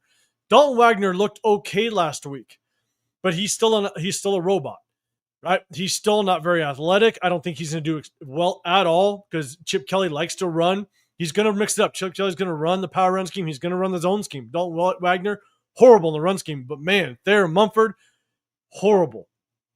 As a veteran offensive swing tackle, he could play left, he could play right. Man, he is going to be a liability if any offensive tackle goes down, because Charles Grant's not ready. He's proven that. He's not ready. And so if that's who we need to rely on, is Thayer Mumford and Charles Grant, we're going to be in trouble. So I got to see Thayer Mumford play lights out this game. Man, that's going to be, I'm going to be watching out for, because right now, man, if Dalton Wagner looks okay, I'm not a fan of Dalton Wagner. I don't think he's going to be I don't think he's very good at all. But holy shit, if Thayer Mumford doesn't make this squad, which I think he will, because he's going to make the squad by default. because everybody else isn't very good. So it doesn't say a lot about him. I want to see Thayer Mumford just absolutely ball. I want to see him just improve. So that's definitely somebody I'm going to be watching out for. So before I get to the next one, let me get to kind of everybody else. Hold on, I had one starred. Jack, you're saying I'm looking forward to the roster cuts. The Raiders defense reminds me of Coupon Tom. We'll see. Hey, that run game looked actually pretty damn good. Again, against a lot of backups, but definitely looked good. What up, Dub? What's happening, man? Guys, make sure you guys go support Dub Raider, man. Week 2, home opener. We're going to be in the building. Guys, make sure you guys hit us up. Dub's got an event. We're all going to be there. The Raider War Room with myself, Chris, as well as Severe. We're going to be there. Tap and Ash, man. Make sure you guys go hit up Dub Raider. Make sure you guys go see what he's got lined up for that Week 2 home opener, man. It's going to be legit. But at the same time, if you guys can, hit that like button, subscribe. Got over 100 in the building. I appreciate you guys. I do a sub-only chat. Just my way of showing my appreciation to all my subscribers. But as you guys know on my channel, if you tap into my individual videos, I do a giveaway. I'm going to do a giveaway of 5,500 subscribers. It'll be my 11th giveaway since starting my channel in 2023. Anything I make on here, I give back to my subscribers, and it's just my way of showing thank you and showing my appreciation. But I do a sub-only chat, just a way to show my appreciation to the subs. So, Armando, you've been a Raider fan since 72. I'm 68, and I have a strong, good gut feeling about this team. Raiders are going to surprise a lot of people. Man, I'm with you. I hope so. I'm raising a bunch of kids. I'm raising 3 kids as Raider fans. It's been tough. It's been tough, man. I definitely want to see it. Jack, you're saying Mossy is a bust. Yeah. The backup right guard, Lucky Tassi, already placed better. Yeah, Lucky Tassi's got a long ways to go. He does. He's got the aggressives. He's got a long ways to go. Remember, he's doing it against 3rd and 4th stringers. But I do like what I see on Lucky Tassi. But yeah, Mossy, he's going to be tough. He's tough to watch. No, not Mossy. It's a Mafi. Mafi's going to be tough. Let's see. Just want to kind of get to Grant's a 3rd tackle. Mumford can bounce. We need help. Yes, we do. Oh yeah, Jack. You corrected it. Yeah, it's Mafi. Jiang, the front office will keep a close eye on Tampa Bay, Seattle, Philly in the next week's cuts. Yeah, because all the connections. I'm with you. I'm with you as well. Miller time, if I think ALC shows sign of struggling, trade him. I'll be honest with you, man. I wouldn't trade him. I wouldn't trade him because I don't want Cam Miller to be thrown into the Wolves, man. Again, go look at all the backups in the NFL, and they're a backup for a reason. They make mistakes, but Aiden O'Connell has no. And you got to remember, he's learning a new offense, so he needs time. He needs time as well, but he's learning a new offense. But he's good enough to hopefully keep us in games if he minimizes the bad turnovers. They're bad. I'll take that. But man, if we minimize the drops last game, and yes, it was a bad interception, he actually didn't do a bad job. So I would definitely want to keep him around mainly because I don't want to see Cam Miller get thrown in the wolves when he's not ready. I want to see him sit and just learn it. And again, it's not saying Aiden O'Connell's a good quarterback. I'd much rather keep him around and throw Cam Miller to the wolves. What up, Jay? Appreciate you rocking with me. Starter's not playing apparently. Okay, I know there was rumors that came out saying that Pete Carroll said that the starters will play, but we'll see. But look, that's fine with me. I want to see all these backups get some reps because I want to see who's going to get dialed into this 53-man roster. And so, Superman, you're saying the offensive line lacks depth. The best fives are starting, which is why the JPJ is competing with Alice Kappa. Yeah, is laughable. I'm with you. I don't know why they have it still on there. Who else is better? Not Wagner, not Mumford. What competition? It's going to be tough. I think Mumford's going to make it and be the backup, the swing tackle by default. What up, Alakam? Appreciate you rocking with me. Raiders in the market for a swing tackle then. Yes. I hope so. I hope so. I hope they bring somebody else in. What up, Tony? What's happening, man? Again, I'm just hitting you guys with a quick. I say quick, but man, last time I tried to do a quick live, it turned into a 3-hour live. But I'm gonna try to get out of here in the next hour or so. But we're talking about this game. We're at the offense. I'm gonna jump to the defense here in just a second because I got one more position group to kind of go over. But I appreciate everybody rocking with me, man. Let's see. You saying you're good, man. You're part of, yeah, man. I appreciate you. I appreciate you, brother. Let's see. Just want to make sure if there's any questions.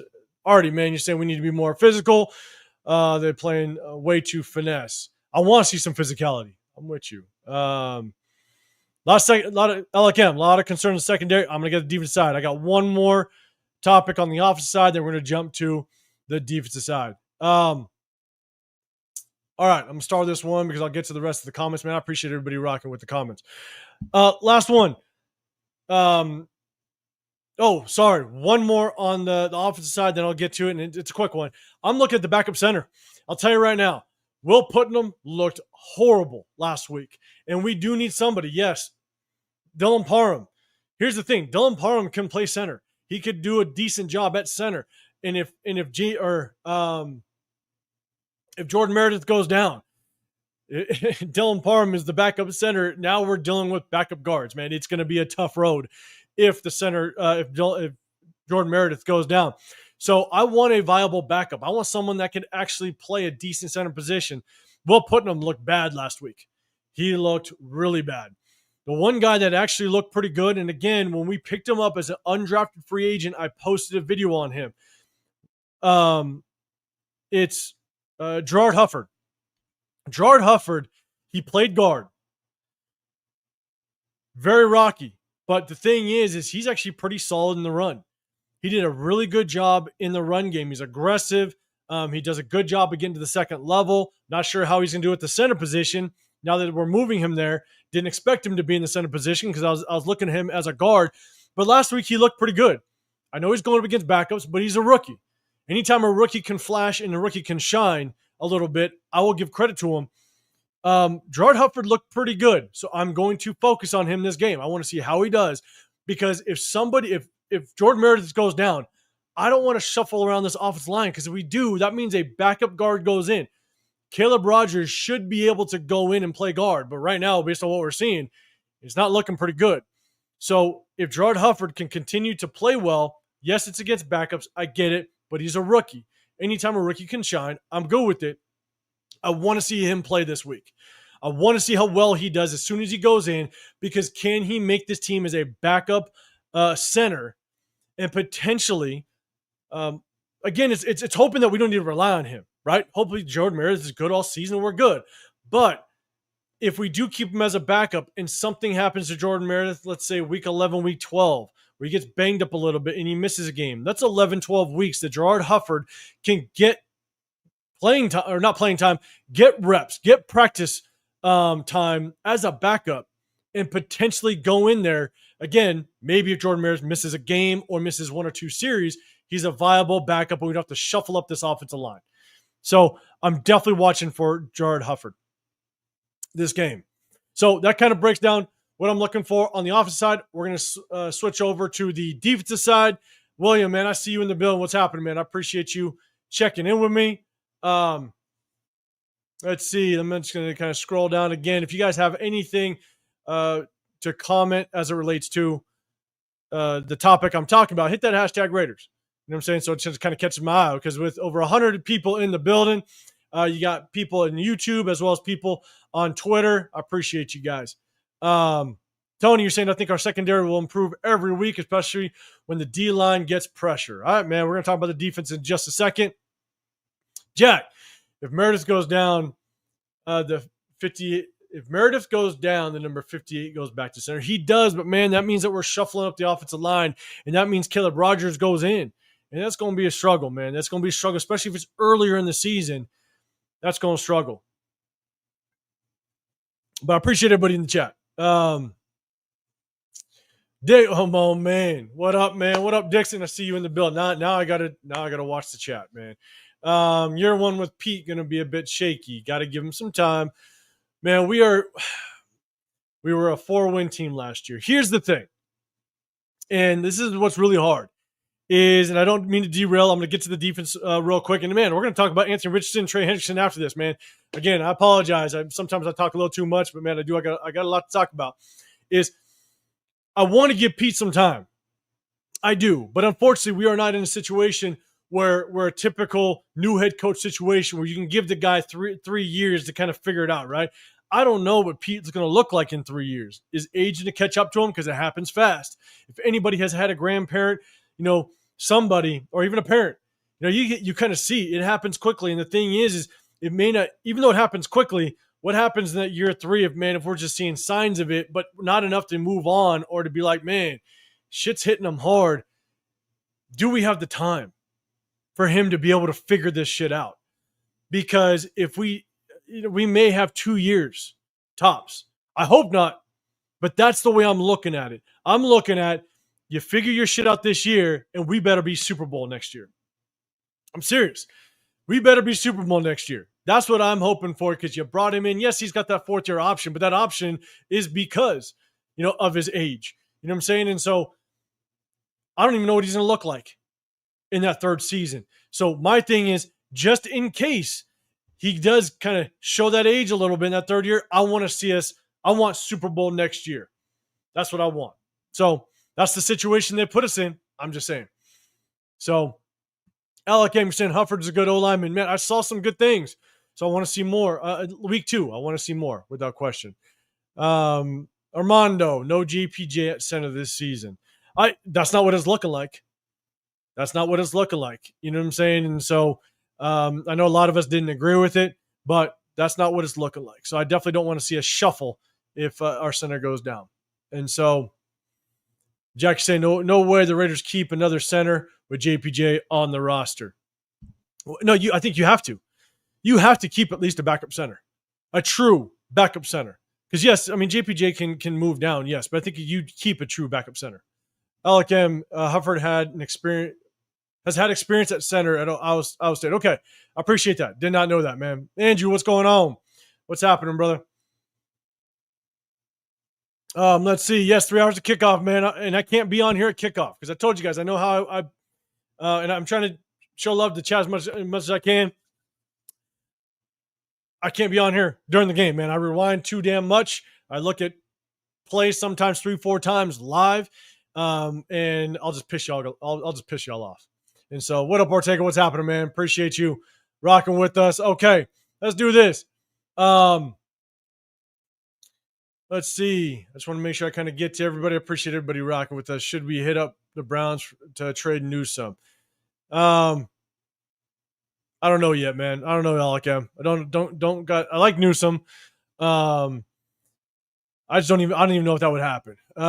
What up, man? You have a coach. Maybe look how Sean transformed the Broncos in 2 years. We'll see. We'll see, man. But let's hopefully we transform into a Super Bowl team in 2 years. Tony Chef, I want a playoff win this year. That would be the progression. If I want an early Super Bowl push, that's the progression. I definitely want at least a wild card look this year, man. So, all right, let's jump to the defensive side. What are you guys looking for on the defensive side? I'm going to talk about a certain player, and then you guys let me know what you're looking for. But, man, I'll tell you right now, there is going to be a push at the backup edge position. And one guy that flashed, and we broke it down last week when we did game film, is Andre Carter. Again, we're talking about the last position on this 53-man roster for the edge. Andre Carter, man, he flashed like crazy. Actually, I take that back. He didn't flash. He had a hell of a game last week. I want to see him do a little bit more of that because we got Malcolm Kuntz, Tyree Wilson. I don't know why I just said that. Malcolm Kuntz and Max Crosby. They're going to be our starters. Tyree Wilson, again, guys, Tyree Wilson, he had some flashes, but Tyree Wilson better absolutely crush this game because even the flashes that he had, the bull rush against Brock, against the interior offensive line and got to Brock Purdy, that was against a third-string guard. So I'm not giving him that. I want to see Tyree Wilson absolutely take the top out or just absolutely kill anybody he goes up against because that's what he should do against backups. So my high hopes for Tyree is still extremely, extremely low, if they're at all. So I want to see Andre Carter. I just want to see what he can do and can he battle to fight and make this 53-man roster in that last spot. So Andre Carter, I'm definitely watching for him. Another guy that we also liked coming out of free agent or as an undrafted free agent, Jaw Joyner. He really hasn't got a whole lot of playing time, to be dead honest. So I just kind of want to see how much playing time he gets and can he fight to potentially make this roster, or is he going to be a practice squad guy? Because I did like him coming, us picking him up as an undrafted free agent. So I'm definitely watching Andre Carter. Miller Game Time, you're saying Tyree Wilson's going to be a wild card player this year. Move him inside, showing more. So even when you move him inside, he's still no pass rush. Yes, he did it against the third string guard, but when he gets stalemated, when he gets caught up, no second pass rush move, even off the edge. Still no second pass rush move. And so he's still one dimensional. He still has zero motor. You can see him just in his stance. His stance is like a third grader playing youth football. It's horrible. And so everybody wants to talk about Tyree's doing good. Yeah, he made a couple plays, right? The one where it was a zone run against him. He did shut off the third string tight end, and he went ahead and made the tackle, similar to the play that he made against Seattle. But the thing was the front side of that defense did their job. The running back had one way to go and ran into him. I'm not going to take anything away from him. But the thing is, that's a play he should make. He didn't make it last year. He's made it a couple times. But any play that he made, it's against all backups. And he also got off the edge, his pass rush, no sign of him off the pass rush. Because, again, he's one-dimensional. And he's getting no pass rush off the edge off of a third-string tackle. Yeah, he showed some flashes, but at the same time, look at the other plays that were horrible against backups. So I still really don't have high hopes. He just doesn't have the motor and the want to get to the football like I want to see out of a 6th overall draft pick. Let's see. All right. Let's see. I just want to see Carter. Carter's hungry to make this roster for sure. LKM, yeah, man. Carter, I do think that he is definitely hungry to make some noise. So, and look, the way Carter played last week, and I'll be dead honest, go back to watch the game film. The way Carter played last week is the way Tyree should be playing every single preseason game, but we're not seeing it. We're just not seeing it.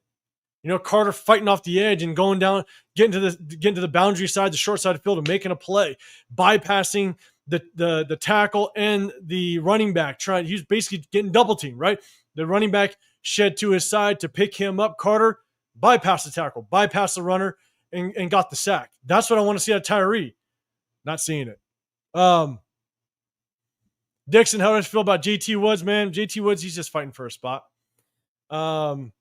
Didn't see a whole lot of him last week, and I don't expect a whole lot. Remember, a lot of these guys are undrafted free agents. This is the mistake of the front office not having a viable maybe veteran to kind of be in there, that cornerback room to kind of help out some of these young guys. You know, I know Eric Stokes, maybe he's considered that veteran, but you know, we'll see. Alec, you're saying Joyner and Harvey need to show something tonight.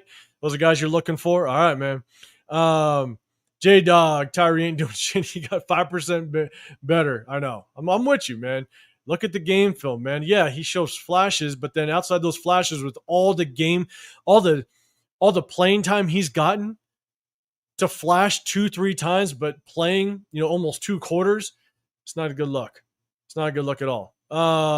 Troy, man, be looking at the corners, and we need another pass rusher. I'm going to get to the corners in just a second. Yeah, J-Dog, 0 moves, no bull, just straight bull rush. Yeah, bull rushing against the starting offensive line. That shit ain't going to work. And so what up, Michael? Appreciate you tapping in. You're saying, so is Tyree looking like another Cleveland Farrell? Man, Cleveland Farrell looked better than Tyree. I'll be honest. Not much, but I'll be honest. What up? What's going on, Chris for Raiders? What's happening, man? Just jumping on and doing a solo right before. All right, let's keep going. What up, Dead Raider? What's happening, man? I appreciate you rolling with us. Let's see. Tony, Action Jackson or Bachman get the last receiver spot. Man, I just broke it down. Those are the 2 guys I'm watching for. Either one, if either one's absolutely just shows out this game, I think they're going to make it. But I do think Cedric Jackson, I would take him right now over that. But man, both of them, one of them needs to shine. What up, Dixon? Would you take Asante Samuel? I've been saying Asante Samuel way back in the day. Because I think he's got the ability, obviously, to play the outside corner, but he can go play in the nickel at the slot corner position if we need. Now, I know the reports came out about him hurting his neck, which I didn't know about at the time. And so that you definitely have a risk there. But because of what our cornerback room looks like right now, And because he is now waited this long in free agency, you might be able to get him as at a deal and just have him as a backup. You might be able to get him as a deal, get him as a backup. And so at the end of the day, I've been saying to Asante Samuel months ago to bring him in, especially given the fact that you moved on from a guy like Ja'Cory Bennett. And for those of you who didn't hear me or didn't watch my video or see me go live, I wanted Ja'Cory Bennett to stay on this roster, not to start. Not because I thought he was going to be a surefire starter. It's because you're paying him $1 million. Zero cap hit, basically. Nothing to the cap. For a veteran that could be on the heels of these young starters and obviously Eric Stokes isn't young, but he's on the heels of Eric Stokes, pressing him to up his game to be a good starter. And then Darian Porter as a rookie, press him. Be that competition to say, I'm on your heels. You screw up, I'm going to be the next man up. And it also pushes Ja'Cory Bennett more to improve on his craft. And because at the end of the day, if he's gone, right now, you got DC Richardson on the heels of our starters. Not a big push. Kai Blue Kelly on the heels of our starters. Not a big push. At the end of the day, you have a veteran presence that can potentially push some of these starters to up their game.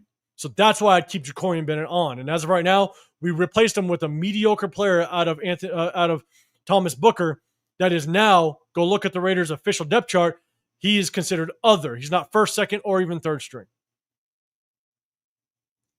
So we'll see how that works out. But I'd go after Asante Samuel now that he is this far into free agency. So, all right, let's see. Again, over 100 in the building between YouTube and Twitter, man. I appreciate you guys. If you can, hit that like button, subscribe, turn those notifications. Again, my next giveaway is at 5,500 subscribers. So if you want to be included that, hit that sub button, man. Tony Chef, no worries, brother. Hey, it's a Saturday, man. I hope everybody's enjoying that Saturday. I just appreciate you guys chopping it up and tapping it with me. Ryan S., man, Cam over Aiden. I kind of touched on that earlier. I want to keep Aiden for now, just not because he's good, but I think I don't want to throw Cam into the fire at any point this season. I want to see him grow. But Aiden definitely needs to minimize the mistakes that are not good as a guy going into his third year. Because his mistakes are just bad decision throws, and he's not reading the defense well. He's still trying to learn an offense.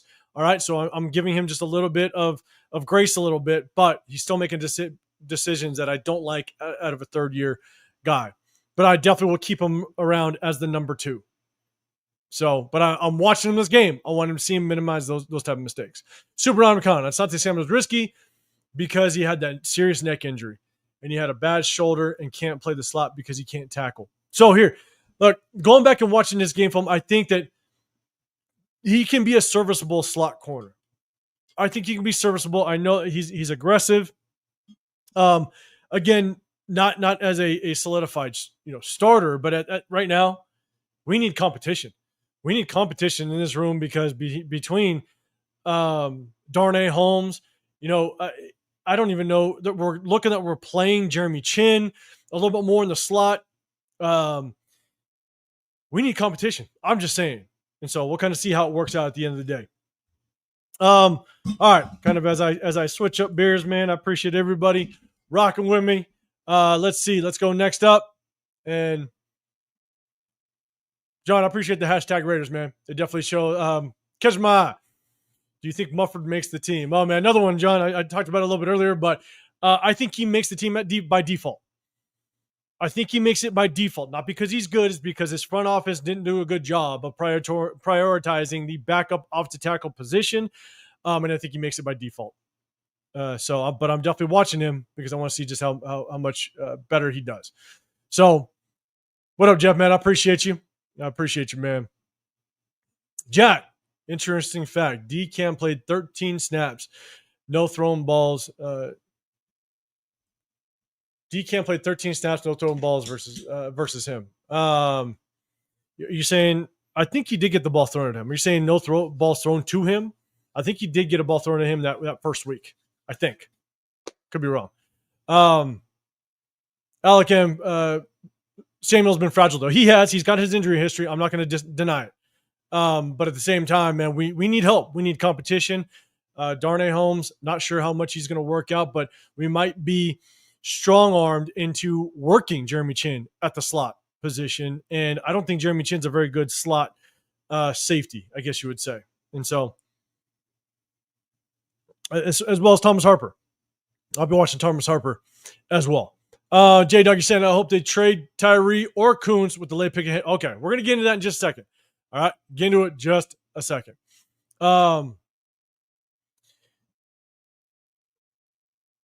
Man, I don't know who this is, but you're giving me Piano Man vibes. I'm just saying, but it's all good. Raiders are picking up other teams' players that don't make the teams.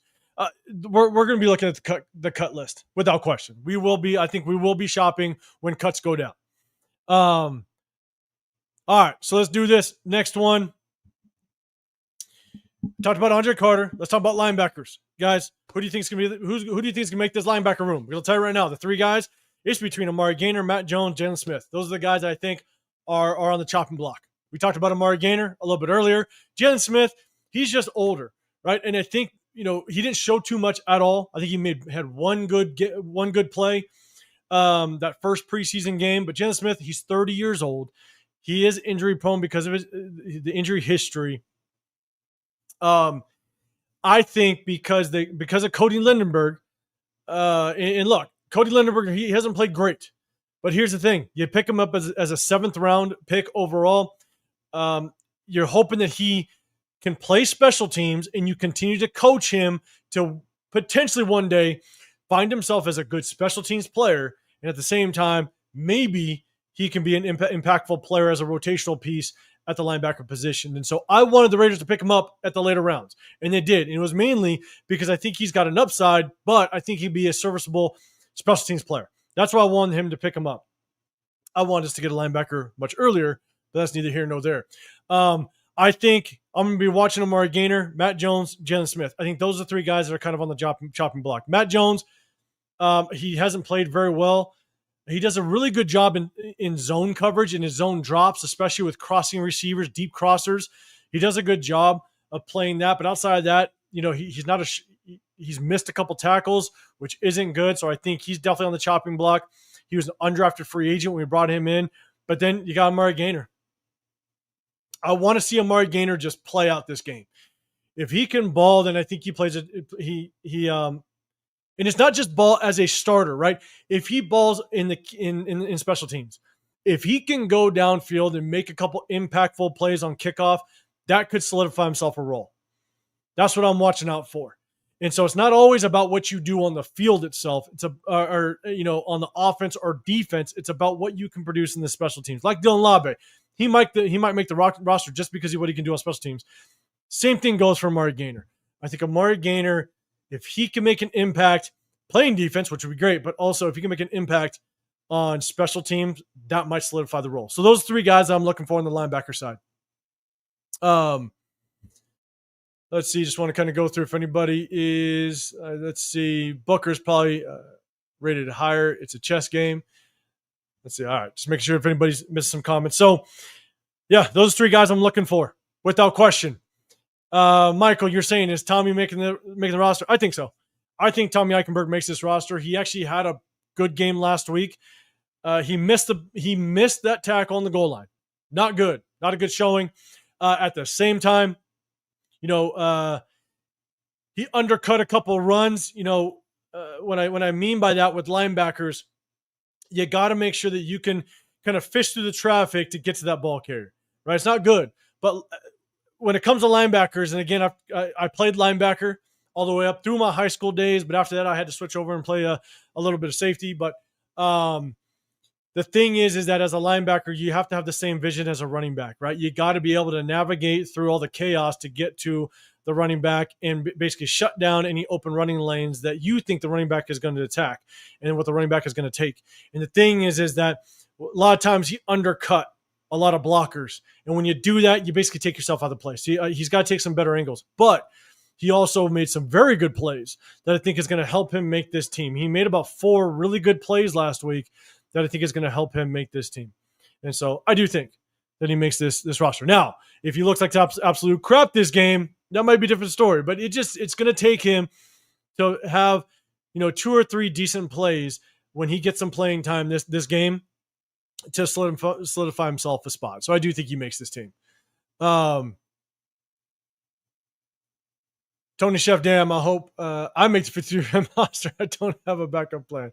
Hey man, even if you make as a third stringer, as a backup on this roster, I'd take that salary too, man. It's crazy. What up, Uptown? What's happening, man? Or Upstate, New York Raider Dave, what's going on, man? I appreciate you just doing a solo live today, right before kickoff, because I can't do it afterwards. I'm not going to be able to do a breakdown and release it. So I just want to jump on with everybody, man. But we will go live tomorrow in the Raider War Room. Make sure you guys tap in for that. Alec M.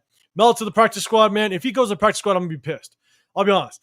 Because there's so much talent in that 6th round that we could have picked up. And one guy that I wanted to get was Jared Ivey. Jared Ivey was the defensive end out of, God damn, I'm blanking. SMU, I think it was. I want Jared Ivey. He ended up being an undrafted free agent, and he actually went to Seattle, and he's been doing pretty damn good over at Seattle. And so we could have used a backup edge rusher, because here's the thing. What happens if Malcolm Koonce absolutely balls out?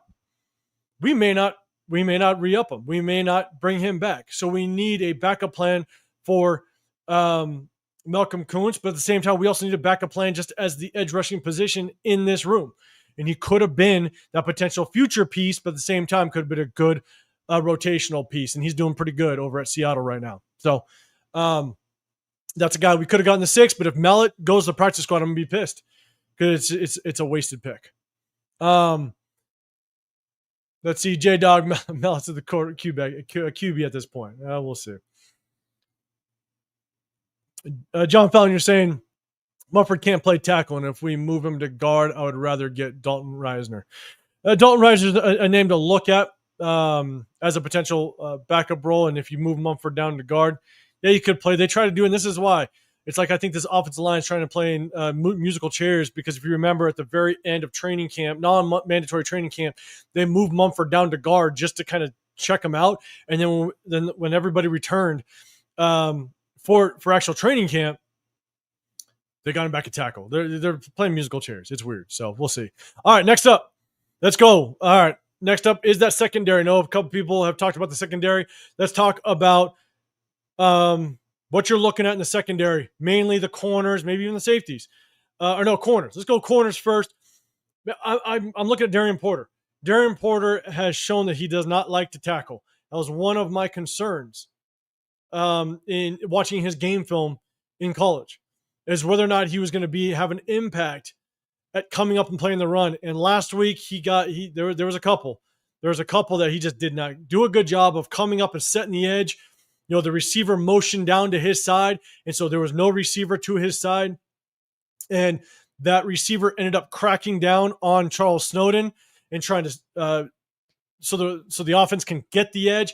And whenever a corner sees a receiver, the number one receiver to his side, crack down on an edge rusher, the corner, you have to replace. If you see run come your way, you have to replace. You don't have to worry about a receiver taking the top off your on top of you, because you have the corner. You have the safety that's going to drift over and help you out.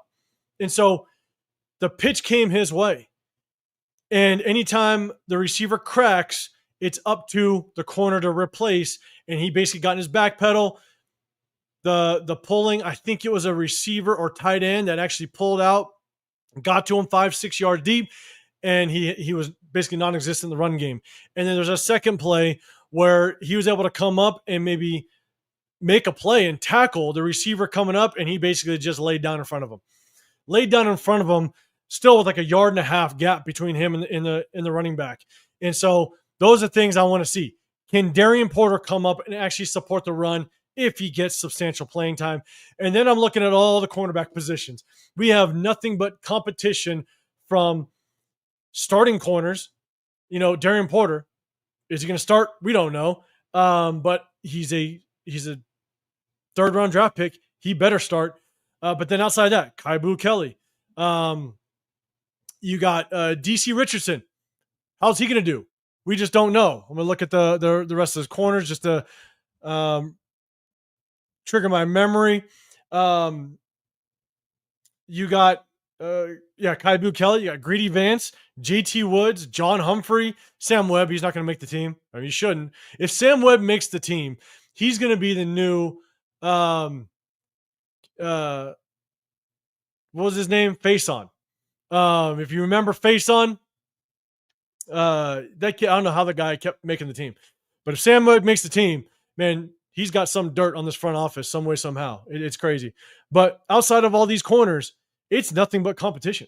It's nothing but a bunch of undrafted free agents that are now competing to just make this squad. So I'm definitely looking at the corners just to see, does somebody flash? Does somebody do well? Does somebody earn themselves a roster spot? Because I think DC Richardson's going to make the team. Obviously, with Eric Stokes, Darian Porter, they're going to make the team. But outside of that, there's not a single person, maybe Kai Blue Kelly, but there's not a single person that you can definitively say right now is going to make that 53-man roster. So it's an absolute competition. So, Armando, man, I'll get to that. We're going to talk about free safeties in just a second. I'll start, so I do get to it, I promise.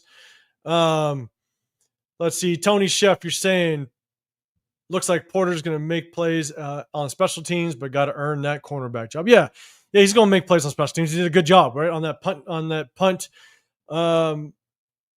play last week. Did a hell of a job, get downfield. But here's the thing: go back and watch a lot of his game film in college. That's what he showed. A lot of promise on special teams. Not a whole lot of promise at like specifically the cornerback position.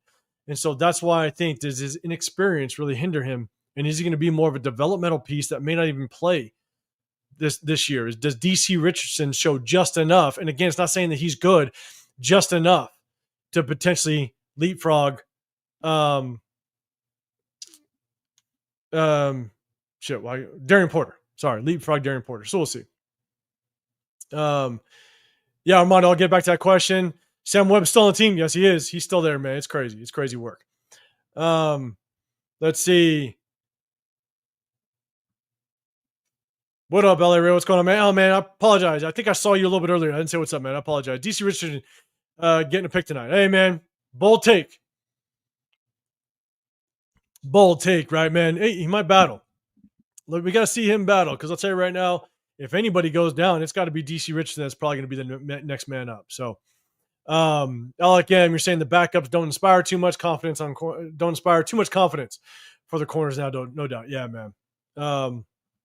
Face On, yeah, always made the team, but was never healthy. And that's why I'm like sitting there going, damn, how the hell does he keep making this team?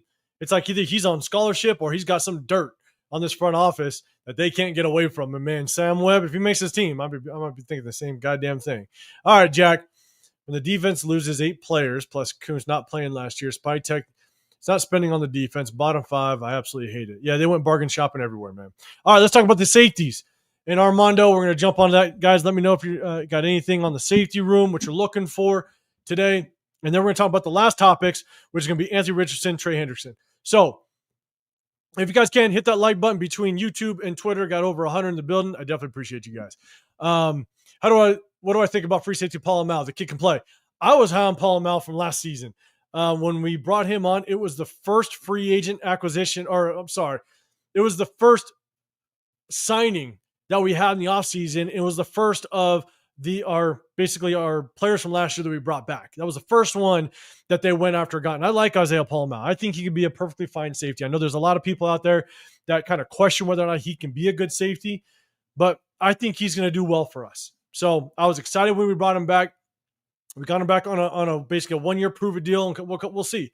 We'll see how he can do when he is the man. Right? Last year he was a backup as a rotational piece, but then got the call when Epps went down. So we'll see just kind of how he works out. All right, let's see. Super. All right. Raiders have been woeful with defensive draft picks. They really have to shore up this position. Max was the 4th round pick. They missed badly on Nick Bosa. Took Cleveland Farrell. Yeah, they've missed a lot in the past. I'm with you. Greedy Vance, 2 picks. Artie Art with the bold take. I like it. Greedy Vance with 2 picks, man. That is bold. John Fallon, do you think any of the starters play? If so, do you agree with that choice? Someone said in the chat that they said that it was said that no starters are playing. I don't know. I didn't hear that. I don't know if the starters are playing, but for some starters, I agree with it. I don't want to see Geno play. I don't know if I want to see Genty play. I don't want to see some of the true veterans, right? Like the Maxes. He doesn't need to play. Jacoby Myers, they don't need to play. Some of the younger players like a Deontay Thornton, maybe you can throw him out there. I wouldn't be mad at it if he doesn't play. I don't want to see Brock Bowers.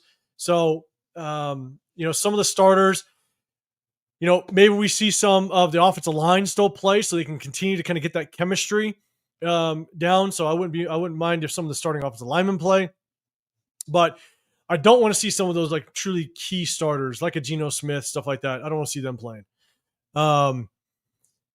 Let's see. All right. So I'll get to the rest of them.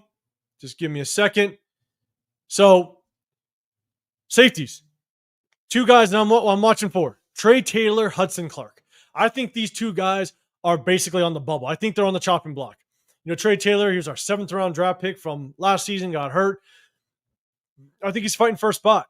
But one guy that actually has flashed a little bit, again, it's all against backups, but man, the way that he flashed is actually pretty impressive, is Hudson Clark. We showed it against Seattle, where he was coming up and he was making plays in the run game. He was making plays, and not just making plays because the runner was coming at him. His technique was extremely sound, coming up and making plays. He did a really good job last week on that deep ball, trying to go over the top of the receiver and make a play. The refs threw a flag on that. I thought it was on him. I was pissed off because even as a defender, you have all the right to the football, and he tried to get up to this. He tried to get up to the second level, try to go up and get that ball. But it was a holding call. I believe it was on Sam Webb. And so, I think Hudson, again, it's not about him starting. It's about him being a serviceable piece on special teams and him making some plays at the safety position, but also going down and really making plays on special teams. I think, I'm sorry, he didn't go down and make plays on special teams. His ability to potentially go down and make plays on special teams based on what I see in him coming up on the run and being a physical safety, I think might win him the job. And so those are the two guys I'm definitely looking at as to whether or not they're going to make this roster. So Trey Taylor, Hudson Clark, man, I'm watching out to see what you guys do. And so, Jack, you're saying you like Palomau, Armando, Trey Taylor. Yeah, Mr. Thorpe Award. What's up with him? He made a decent play last week, but outside that, he's been kind of non-existent. So we'll kind of see. This is going to be his game. I do think he's kind of on the chopping block.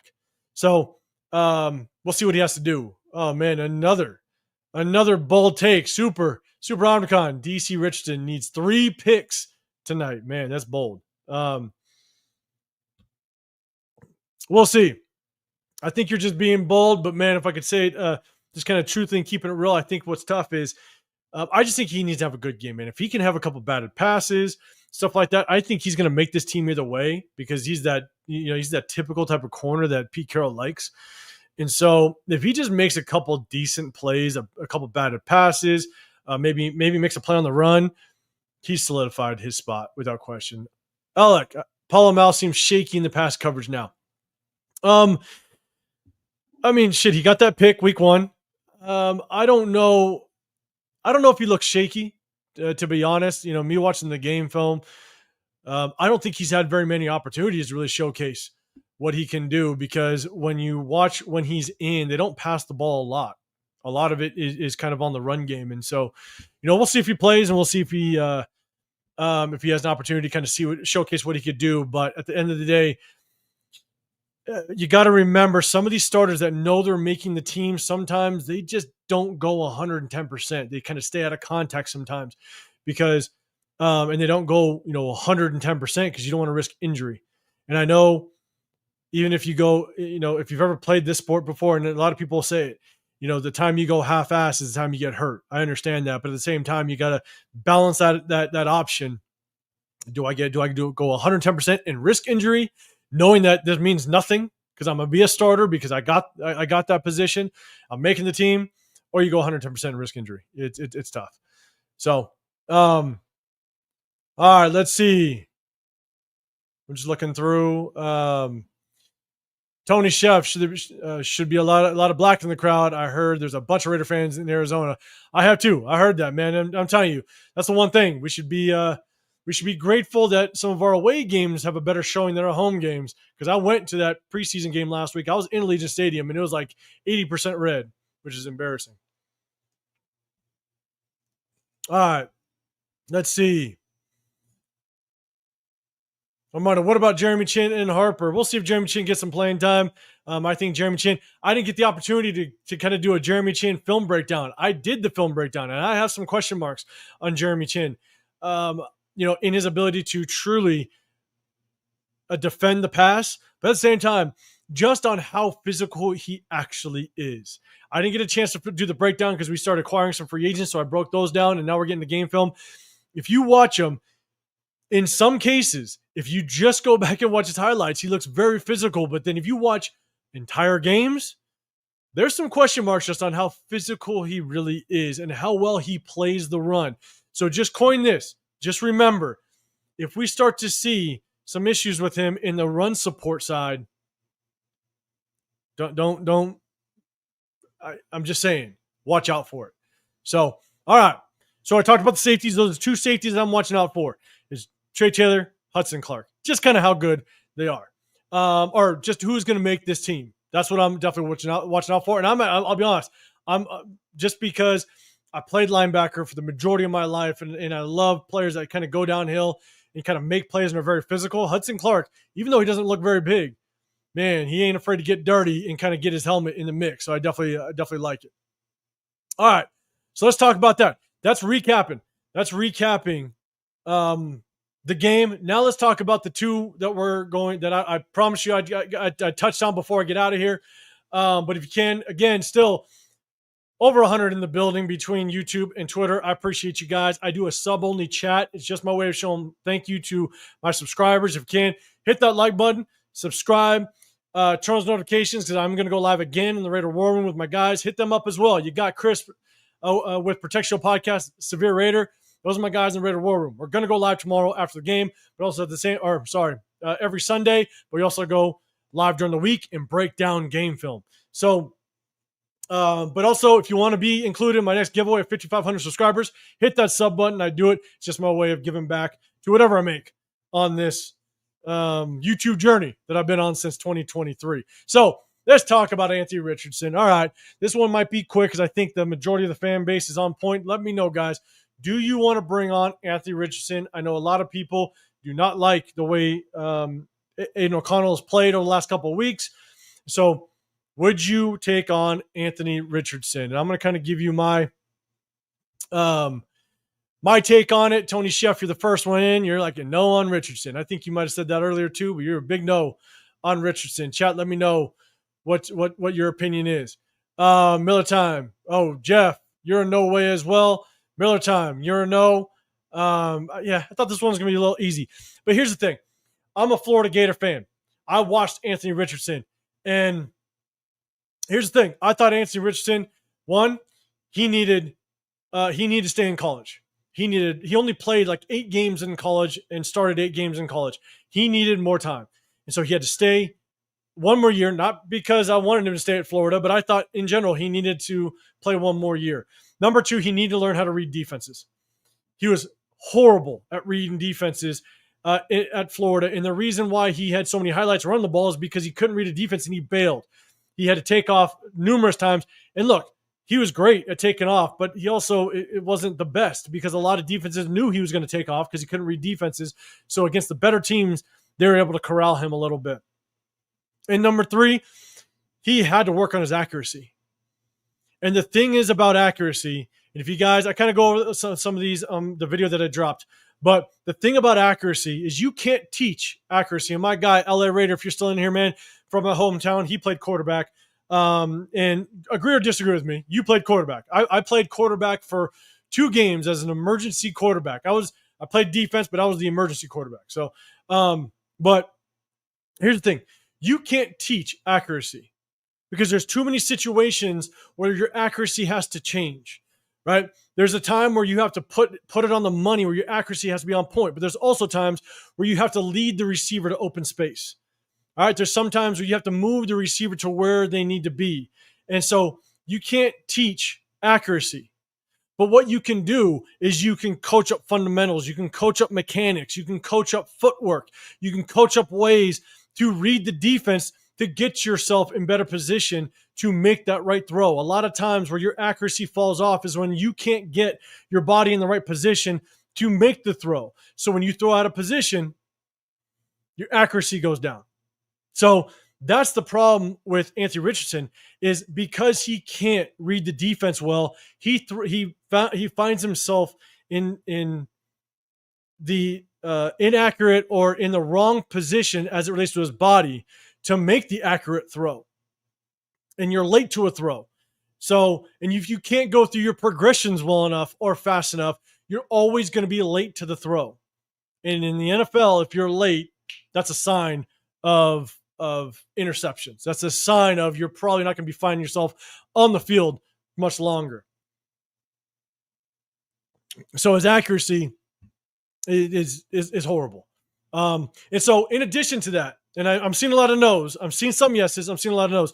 In addition to that, I don't think Anthony Richardson can be a good quarterback in the National Football League. And I said that. I wasn't doing this YouTube thing when we were drafted, but LA Raider, man, if you're still in here, I had a massive, and you know him, I had a massive argument with one of my best friends.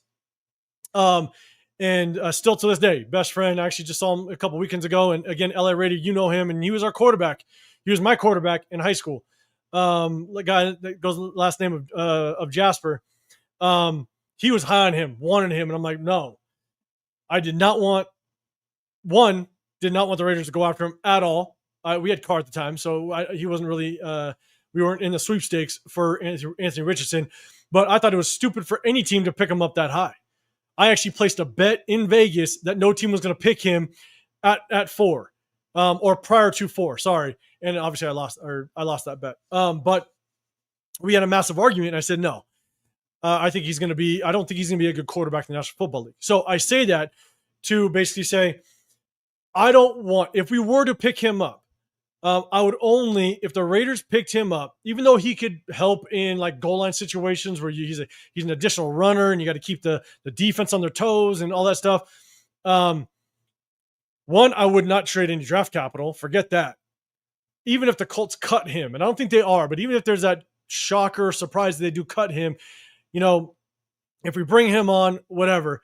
But if we do bring him on, I'd hate it because I don't want to give this front office any reason to deter us from maybe picking up a quarterback in next year's draft or the following. I know that we've kind of saved ourselves this season and next on picking up a quarterback. Maybe we don't pick up a quarterback in next year's draft. I think we should. But if we don't, it's because Geno Smith has bought us a year or two to not pick up a quarterback. But I don't want to bring in Anthony Richardson and detour this front office to pick up a quarterback. We got to get a quarterback maybe next season or the following. And so don't bring him in.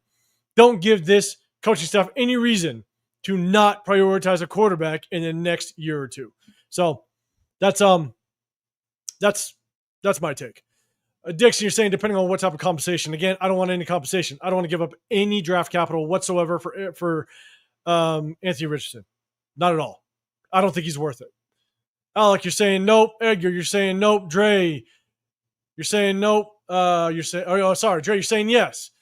John Fallon, if he gets cut, too expensive to trade for him. Yeah, I'm with you. Kevin Lurker, you're saying no. Elevator, Tommy Mellett will win the game for us tonight. Oh man, how? How is he going to win the game? Kickoff return? Put him at receiver, give him a little slip screen or tunnel screen. He takes it. Let me know how you think he's going to win it. Raider Nation 10, you in the building, man. Yes, I'm Anthony Richardson. All right. And if for you that said yes, did I change you at all? Or are you still sticking to your word? Let me know. Alec, Anthony's completion percentage has been awful. Yeah, it's because he can't read a defense and he's so inaccurate. So let's see. Ryan S. Chip Kelly's offense is too fast paced for Richardson. Armando, Severe Raider picked the Raiders to be last in the division. What's up with that? I don't know. You can ask him tomorrow night. I'll be on there with him. Sacktown, you're. How about a no? I'm with you. For a low draft pick, I'm thinking you're thinking 6 or 7. You can't go wrong. You can definitely go wrong. You can definitely go wrong. All right. Again, but again, I don't want to deter this front office to not prioritize a quarterback if they think they can groom him and work him out. I just don't think he's going to be good. And so that's my take. They may as well give Mellett a shot at quarterback since that's what his previous position was. Maybe. All right. We have the perfect foundation for Anthony Richardson. Not sure if Anthony Richardson. I don't think any foundation will help with Anthony Richardson. That's just my take. I appreciate it, Dixon, man. Yeah, guys, if you guys can't hit that like button, subscribe. I'm going to go over one more topic. I'm going to go one more topic, then I'm going to get out of here. I'm going to prep for the game as well, but I want to jump on here before the game started. So I appreciate everybody. Edgar Richardson is Fields 2.0. Now, look, Edgar, I'm going to say this. There's a lot of times that I'm right when it comes to evaluating talent. There is, and I'm going to be dead honest. But there's times that I'm wrong. Fields, I thought, was actually going to be good coming out of Ohio State. I thought he was, and that's the hard part about the quarterback position is sometimes they're bad because he went to Chicago. Chicago is not a good organization, so maybe they screwed him up, and now he's going to the Jets, and maybe the Jets, not a good organization. Maybe they're going to screw him up. I don't know, but I thought Justin Fields was going to be a lot better at quarterback than he's been, but sometimes you're not right. Ryan S. Off topic. Trayvon Maya needs to make the roster. So that's hit or miss. I like the kid. When he played at Baylor, I watched his game film. He's got a great motor. He showed it last game. He's got a great motor. His pad level is off. They got to coach him up on the pad level. I think he's going to make practice squad. I don't think he's going to make the 53, but I want to see him on practice squad because he's strong. He's got a good motor. When he can get off the block, he does a very good job, but his pad level gets way too high, way too consistently, and I think that's what is going to hurt him. And so, but I do like the kid. I just don't think he makes the 53-man roster. All right, let's see. Okay, Raider Ryan, what's up, man? I appreciate you rocking in. You're like, nope. Michael, yeah, definitely need to draft our own quarterback. I want to. I want to without question. Rare Nation 10. Scouts love Anthony Richardson. And I guess that's the last thing I'll say on Anthony Richardson before I kind of move on to the next one is you go back. I coined the term whenever I go back, the way I watch film is because there's hundreds and hundreds and hundreds of players that come out, right, for the NFL draft. And you can't watch all of them. And so I'll first kind of watch the highlight film. And then if there's something that kind of triggers me to dive deeper into the player, if there's characteristics or parts of their game that trigger me, then I'll start to dive deeper. Then I'll do my homework. I don't just judge it off the highlight film. I got to dive deeper. And the thing is, some people get way too attached to the highlight film. And I call them highlight heroes. And that's what Anthony Richardson was. He was a highlight hero. That's what he was. He was a highlight hero. You know, he had a handful of electric plays at Florida. And they look good. And then all of a sudden he goes to his combine, or I think it was his pro day, and he threw the ball, a million miles. I think that was the one where he threw the ball and he hit the rafters up top, and everybody was like, oh, shit, he could throw a mile. Everybody gets so hopped up on the highlights. Go look at his full game film, and holy shit. It's awful. Completely, it's just awful. I'm going to leave it at that. Raider Ryan, no starters playing today, man. I know, I think somebody said that. I appreciate that. Let's see. AR Jamarcus 2.0. All right. Edgar, man, I appreciate it. I'm going to get to the next topic, but I appreciate the question. But everybody, do me a favor. Answer Edgar's question in the chat. How many wins this year? Because I definitely want to get to the next topic because that might be a big one. And I got to get out of here because I got to get ready for the game myself.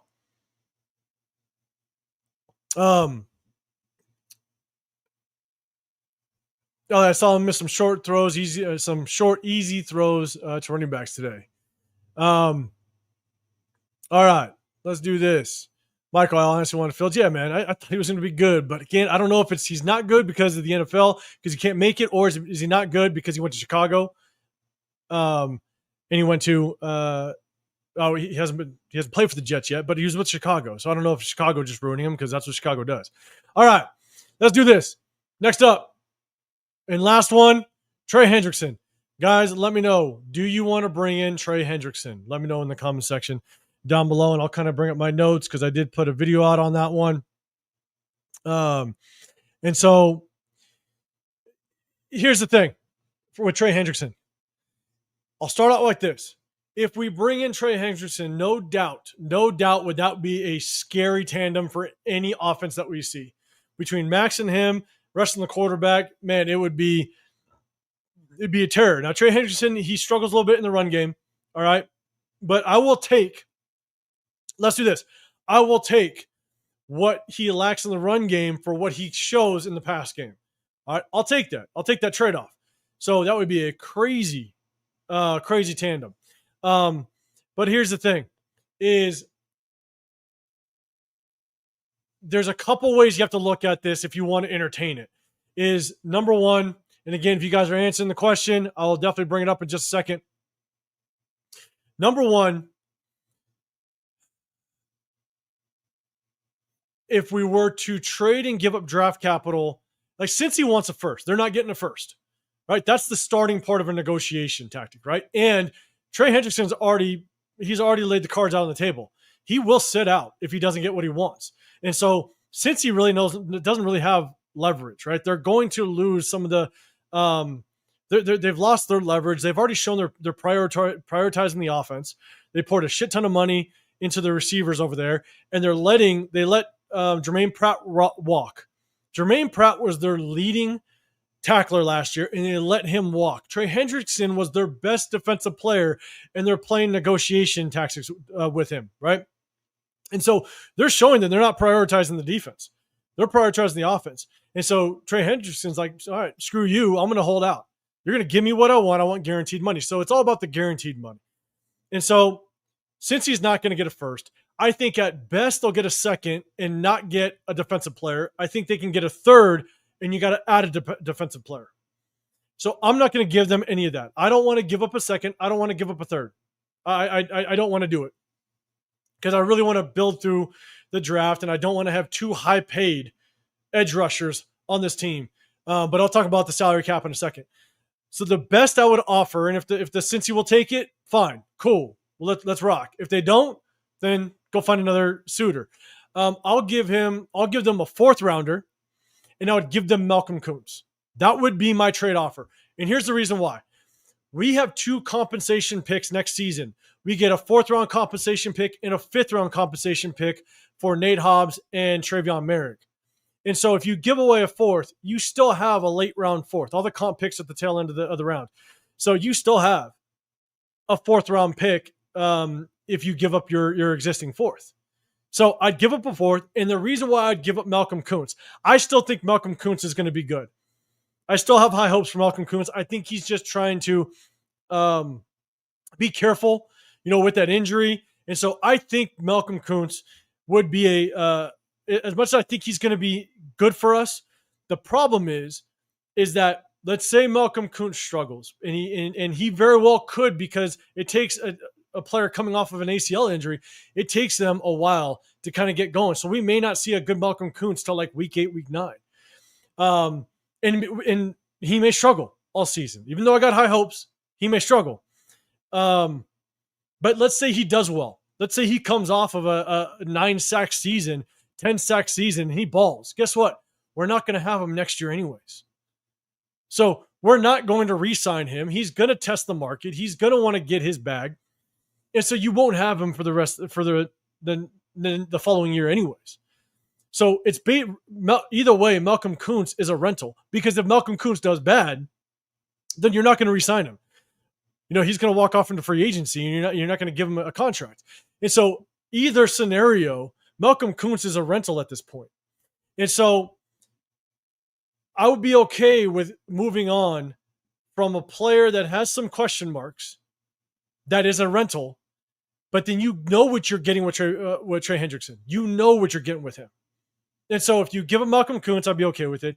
I would only give up a 4th. Since you don't like it, go ahead and kick rocks, find somebody else. Now, when it comes to salary cap, and again, I'm going to get to the chat in just a second. When it comes to salary cap, he wants his money. If we do pay him, and I would give him at max, I'd like to see him more around that 27 mil a year range. Now, I don't think he'll accept that. So now if you trade for him, now you still have the contract talks. You have the contract negotiations that you have to go through. So just because you give a draft capital, you give a player and you get him in the building doesn't mean that you automatically just win the contract talks. Now you got to talk about contract. And he wants guaranteed money.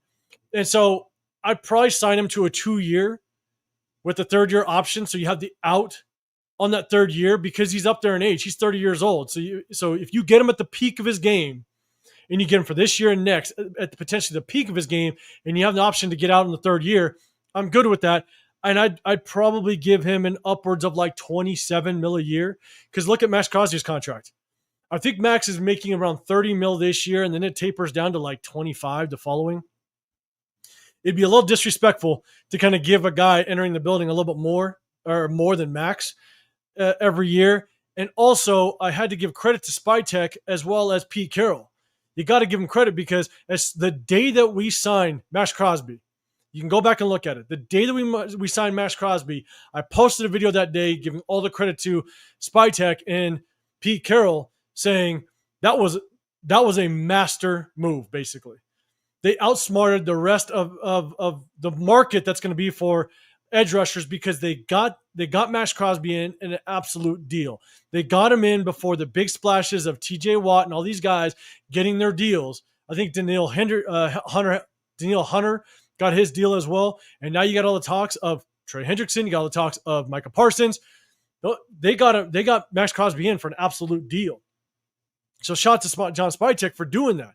That was the first thought that I had when they actually inked him in and for the deal that they inked him in for. And so now you're going to go out and pay top dollar for an edge rusher? No, I don't see them doing that. So at the end of the day, I'd give him an upwards of like 27 mil a year, give him some good guaranteed money. But if you do that, you better know for a fact that this Christian Wilkins situation isn't going to come to bite you in the ass, that you're going to win the Christian Wilkins situation. Because what I've heard is that if you lose the Christian Wilkins situation, we might get hit. We might have a decent hit to our salary cap the next 2 years. And so that's basically dead money that's going to be off the books. And now you poured in two big contracts into 2 edge rushers, and then you got this dead money that's not going to allow you to kind of play in free agency like you want to. And so you better make sure that Christian Wilkins situation is not going to bite us in the ass, and you better win it if you decide to pour in money into a second edge rusher. So at the end of the day, if we do bring him on, I hope it's for 4th in Kuntz. We get him at a good contract. You're not going to pay him top dollar, which I think he's going to want because he just came off as a leading sack leader last year. I think he's going to want it. And I don't think that the contract is going to work out. That's kind of where I stand. And I know I kind of jumped around a little bit, but at the end of the day, it's not an easy situation to bring on a player like that. And so I think I would like to see all those pieces come into play as it relates to what we'd give up in a draft, in a trade, versus what the contract would look like. And also that Christian Wilkins shit you better win it. So that's kind of my take on it. Let me kind of get to the chat, and then we'll get out of here because, man, we got 2 hours to kick off. I appreciate everybody. If you can't hit that like button, subscribe, turn on those notifications. My channel's Real Talk Raider Nation. I'm Made-Fied Raider. I hit you guys with videos, but I rarely go live like this. But, man, you guys have made it fun, man. And then, with that being said,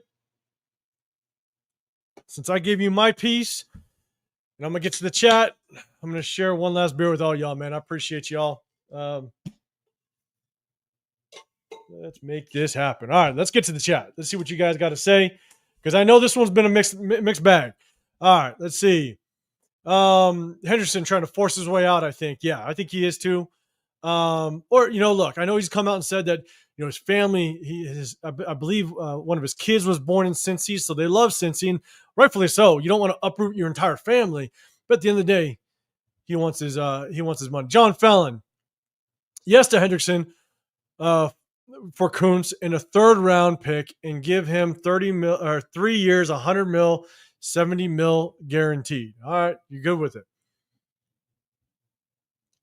Let's see. Let's go. Ray Nation 10. No to Trey Hendrickson will require draft capital and a salary cap hit. It will. I think you just, let's see. I think you followed up with that. I'll get to that in just a second. Let's just understand this Hendrickson. Let's just understand this Hendrickson comes, but Jacoby doesn't get his extension. It's a reluctant pass and a desperation move. That would be interesting. That would, and that's a super Omicron. That's a very good point, because if you bring in a top dollar guy like that, and you don't bring in a guy that has been just a great Raider, someone that has really just represented himself extremely well in this locker room, and you don't extend him, it'd be interesting to see just how the locker room kind of reacts to that. So very good point, man. Very good point. And Raider Nation, you followed it up with 4th and Kuntz. Is worth it. I think it is. I think it is, as long as the numbers work. Ryan S. He led the league in sacks because he had 4 sacks against a bad offensive line. All right, man, that's a good point. That's a good point. But even if you minimize those 4 sacks, or maybe that's only 1 sack, that's still a lot of sacks. But that's a very good point, man. I appreciate you bringing that up. Kevin Lurker, yeah, what do you think Henderson wants money-wise? That's funny, man, because I think you can, as much as some people are saying he wants like $35 million a year and stuff like that, I think you can kind of offset that with guaranteed money, and given the fact that you don't know how many suitors he wants. You don't know how many people are willing to actually make a trade. So if he just wants out of Cincy, he might take a decent deal. And when I mean decent, just a lower number, if you can give him some of that guaranteed money. So maybe it is around that $27 million a year, 28. You could maybe negotiate that type of number, knowing that that maybe that's all he's going to get. But if you can give a little more guaranteed money, he might rock with it. So, let's see. All right, Michael, I'd be okay with a deal for Trey. All right, I think you're referencing a 4th and a 4th and Malcolm Kuntz. I like Max getting 35. Okay, I think he's getting 35 a year, but it tails off. It tails off pretty dramatically in the following years, because I know it was kind of front loaded. So, but I wonder how Max would feel if you bring in a guy that's making a lot more than him. I don't know, year over year. Let's see. Super. All right. Henderson wants at least $40 million a year. All right. He already has back issues. He's 30, and Jacoby hasn't been extended. It's tension. Yeah, it's tension a 4 and 13 team doesn't need. I thought you were trying to say extension. Yeah, man, it's a good point, man. I appreciate you putting that up, Super. All right, 34 sacks in 2 years for 27 sounds pretty low. Are you saying that for Trey Hendrickson? Because, man, here's the tough part about the league is without question is, what have you done for me lately? That's the hard part. So you're always going to be referenced off of what you did that previous season, or what you did that previous game. I mean, look, Aiden O'Connell can throw for 3 touchdowns, that first preseason game, and everybody's like, oh man, Aiden O'Connell's looking good. But then all of a sudden, he could throw for 2 interceptions the following game and look like trash. It's just, the league is, kind of, what have you done for me lately, unfortunately. So he balled out last season, and everybody's going to kind of judge him on that. But I appreciate the stats. Alec M. All right. Hendrickson for a 30-year-old, $28 million a year is a good deal. It is. It is, without question. What up? Run down what's happening, man. I appreciate you popping in with me.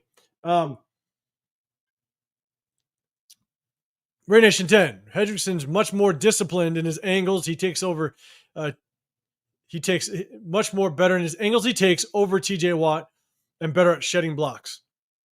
All right, man. TJ Watt's a bad man, but I'll take your word for it, Rich 10. I'll take your word for it. Alec M. Parsons wants Myles Garrett cash, but he's really not worth that. Parsons has weaknesses in his game. He's got weaknesses, but man, I'm telling you, I think he's going to go and he's going to want that money like crazy. And the thing is you got to trade for him, and man, they're just going to want way too much. And Jerry Jones is too goddamn stubborn to lose. And so I swear to God, he would just let Marcus Parsons sit. I swear. He's just that type of guy. So in Rich 10, no one's going to disagree that Michael Parsons would ball out, but I would not give up that much draft capital. I'm more of a build in the draft. And so I don't want to give up a first and a second and all that to give him and then give him this massive contract. To me, I would be willing with Hendrickson only because it would be a fourth. It'd be a fourth. You still keep your high draft capital. Yeah, you pour a little money into him, but again, it's how it's structured. 2 years, third year option to get out. That would be me. Almond Glaze Sunrise. What's going on? Hendrickson was ranked 73rd, 78th, 75th, and 77th from 2021, 2024. He'll be in the top 20 this year. I'll do the trade for Kuntz and Forth. Yeah, man. I think I would too. So I appreciate you. So, all right, guys, that's it. Man, we got an hour and 45 minutes till kickoff, man. 150 in the building between YouTube and Twitter, man. I appreciate you guys. I don't do these lives by myself often. I think it's my second one. So let me know if you want to see more of them. If you do, maybe I'll definitely jump on here and do more lives just like this. I typically go live with my guys in the Raider War Room on Sunday evenings after the games, but also at the same time during the week, and we break down game film. We break down game film of the game that we just had. We also break down game film of individual players. And so let me know if you guys, like the lives, you know what I'm saying? Me just doing it, just a little bit of solo. I have fun with it. And again, like I said before, for you guys that are watching, I appreciate everybody. This is my time to kind of say it. I appreciate all you guys that have supported me through this ride. I started this channel in 2023. I do my own individual videos, but I also go live. But this is my second individual live.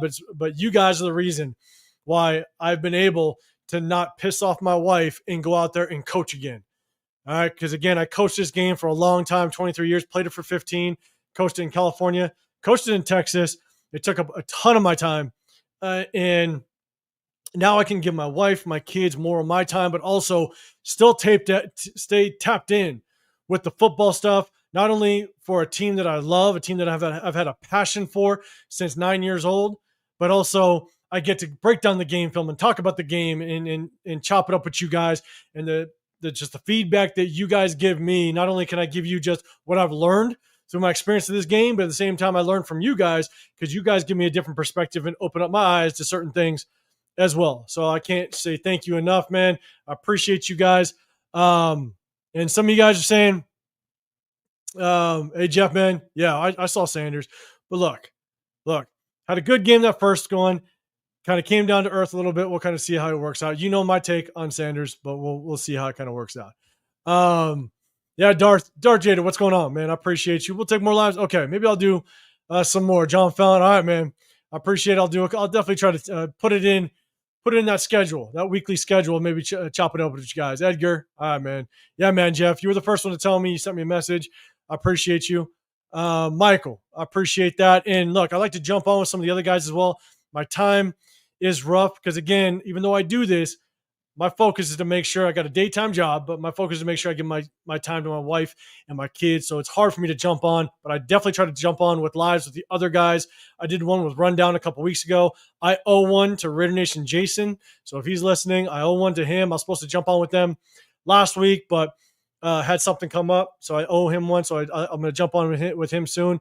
And Jeff, I'm going to try to jump on with you as well. I know you guys do your Friday kind of open mics.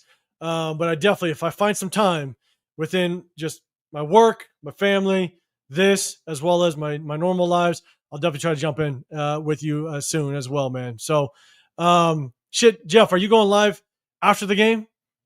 If you are, let me know. I might jump in with you. I think you guys are talking about maybe going live. I think you're going live for the game. Maybe I'll jump on with you afterwards. Let's put it that way. So appreciate you guys, man. And lastly, hey, LA Raider, man, I appreciate you jumping in with me again. My guy from Hendrickson will win a game for us tonight. Oh, we'll see. Well, Hendrickson, man, if he's gonna jump into the roster real quick and come win us a game, man. But LA Raider, man, guy from my hometown. I appreciate you rocking. Yeah, Edgar. Yeah, shouts to Severe and Farrell, man. Let's see. I know, Jeff, you said you're doing a live. Oh, you're doing fantasy draft after. Okay. But we'll link up for sure. But man, hey, I appreciate you guys. Man, consistently, man, close to 150, sometimes over 150 in the chat between YouTube, between Twitter. John Parker, I see you, man. What time the game? I'm not. What time's the game on? It's 7 o'clock Pacific time, 10 o'clock Eastern. It's a late one. It's a late one. I'm not gonna. If I might jump on later tonight if someone's live. If they welcome me, I might jump on just to say what's up. That's if I get done with the game, because when the game's done, I'm probably still at halftime rewinding and going through the game. So, yeah, guys, that's about it, man. When I think I'm going to jump on here for just a little bit, it ends up being almost 2.5 hours. But I appreciate you guys rocking with me. I can't say thank you enough. Make sure you guys hit that like button, subscribe, turn those notifications. My channel's Real Talk Raider Nation. I'm 805 Raider. If you want to be included in my next giveaway, it's at 5,500 subscribers. So hit that sub button. It's my 11th giveaway since starting this channel. So, man, enjoy the game. I know it's late, but enjoy it. Tap in with me tomorrow night in the Raider War Room with my guys, Chris Protect Show Podcast, as well as the Sphere Raider. But enjoy it. Have a great rest of your evening. Have a great start to your Sunday. And I'll see y'all in the next one. I'm out of here.